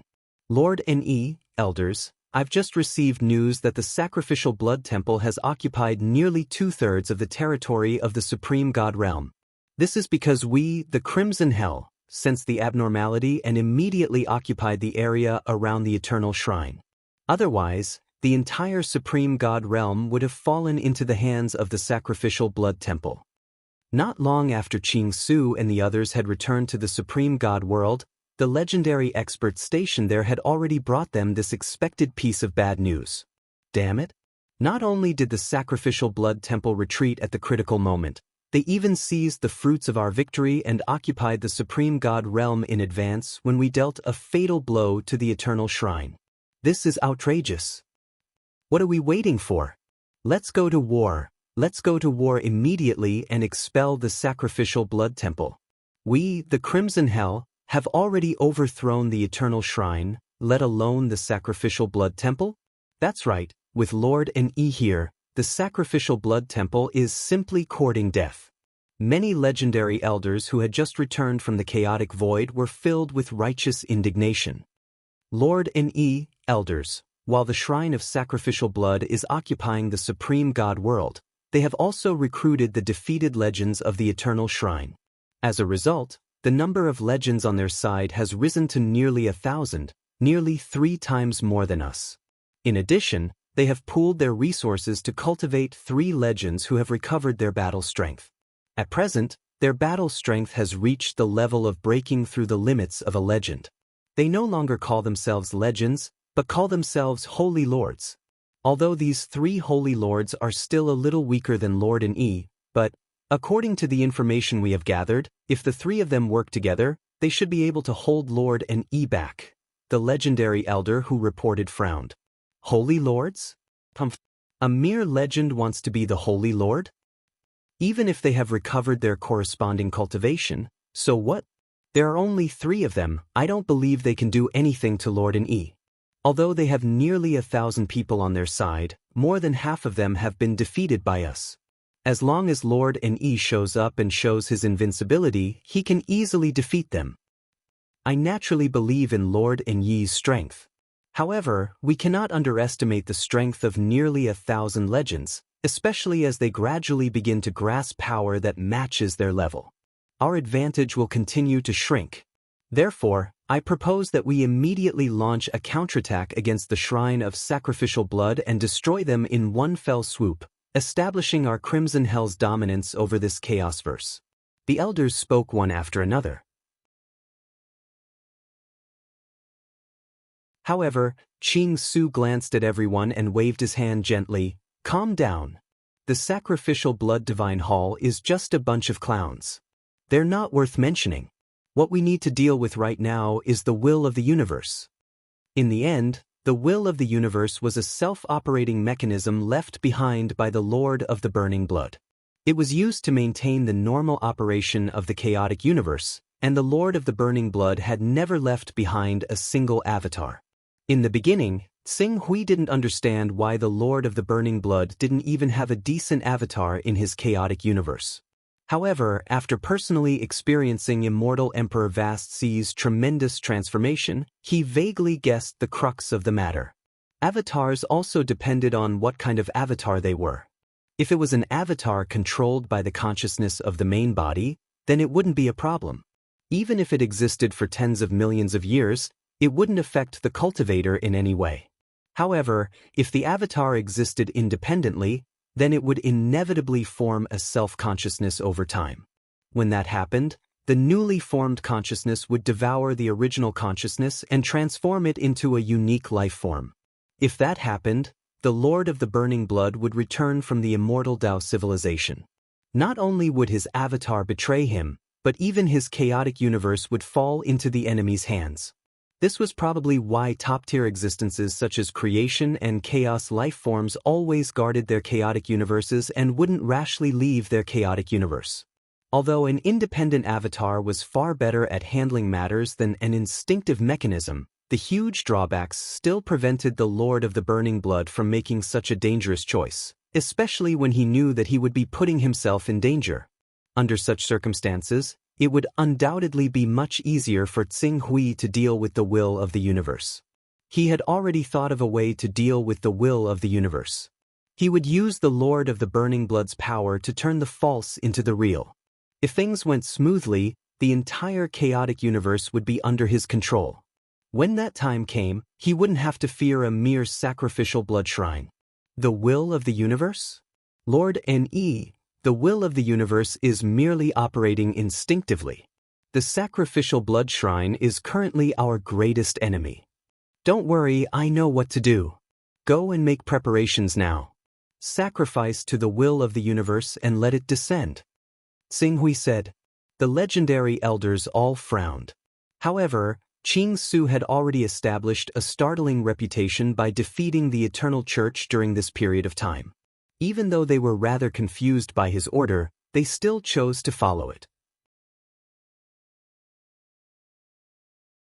Xing Hui once again explained some details to the legendary elders, then went to the Dark Tower, which was a temporary residence not far from the Eternal Shrine, and carefully studied the operation of the will of the universe.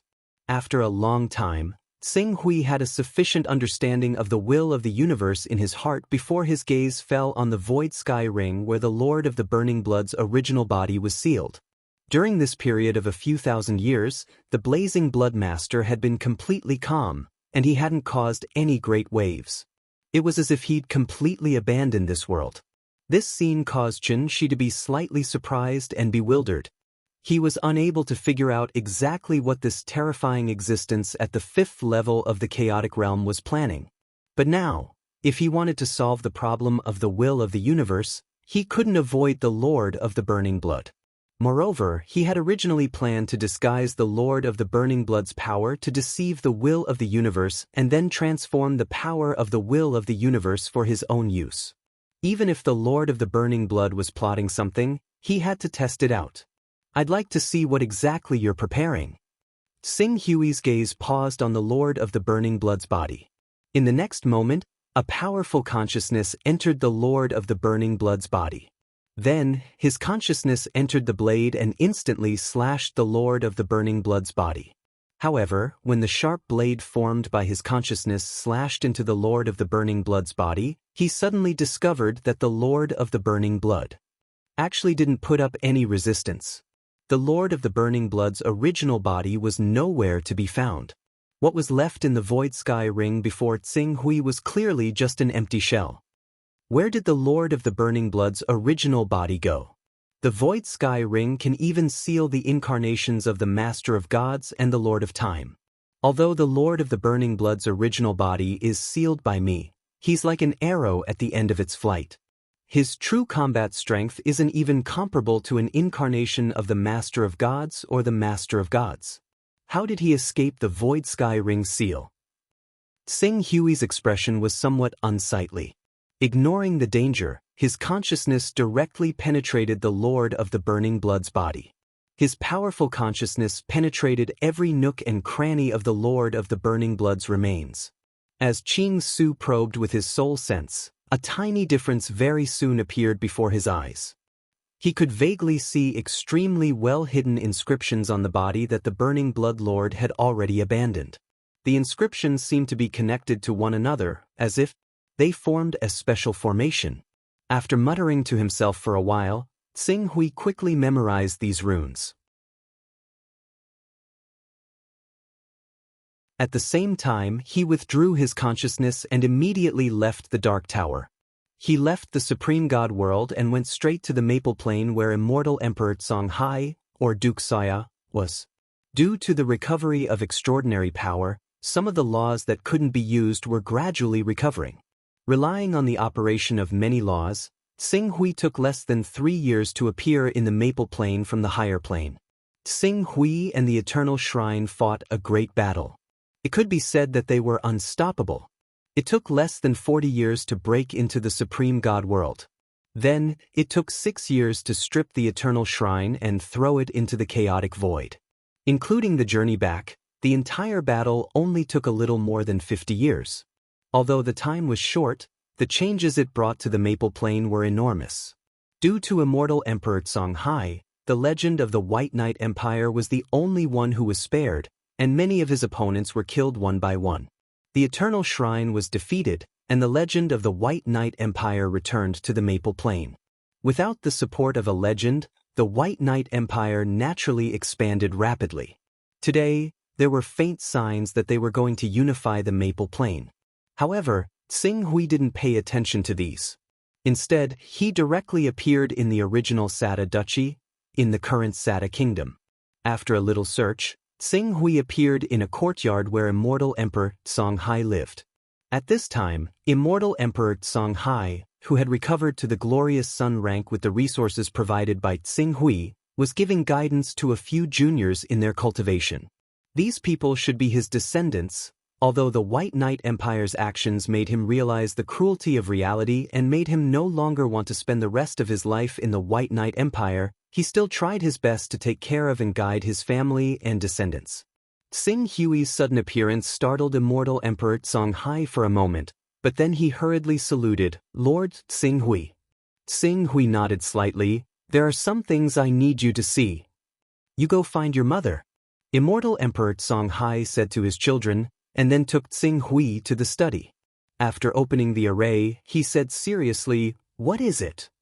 Tsing Hui immediately transmitted the many runes in the body of the Burning Blood Lord to immortal Emperor Songhai. Immortal Emperor Songhai also immersed himself in studying these runes. These runes should be ultra-long distance transmission runes. I need some time to figure out the specifics. The sooner the better. If you need any help, just ask. These runes are too profound. If I hadn't analyzed the rune system of the transmission array on the Divine Wilderness Great World's Fortune mainland, I might not be able to understand it. I'm afraid others won't be able to help. When Tsing Hui heard this, he could only wait patiently. In the following period of time, the White Knight Empire learned of Tsing Hui's arrival. The legend-rank old ancestor specially brought a group of glorious sun-rank bigwigs to visit, but they were all rejected by Tsing Hui. The people of the White Knight imperial family did not dare to offend, including the legend rank expert, could only wait outside the courtyard where Tsing Hui and immortal Emperor Songhai were, hoping to be of some help and get closer to each other. Time flew, and soon 3 years had passed. Finally, on a day 3 years later, the immortal Emperor Songhai gave Qing Su a rough answer. An even more powerful force is channeling power into this body. Its goal is to modify this body into a set of coordinates, or a set of coordinates for teleportation. According to the speed of change of these runes, this positioning coordinate or transmission coordinate should be completely formed in 200 to 300 years. At that time, the master of that force will be able to quickly come through this coordinate. You're tuning in to the Passion Pages YouTube channel. We're so grateful for your support, and don't forget to subscribe to join us on this incredible journey through captivating stories. Your generosity through donations truly makes a world of difference, as it's the primary source of revenue that allows me to expand and enhance this channel for you. Thank you from the bottom of my heart for being a part of this adventure.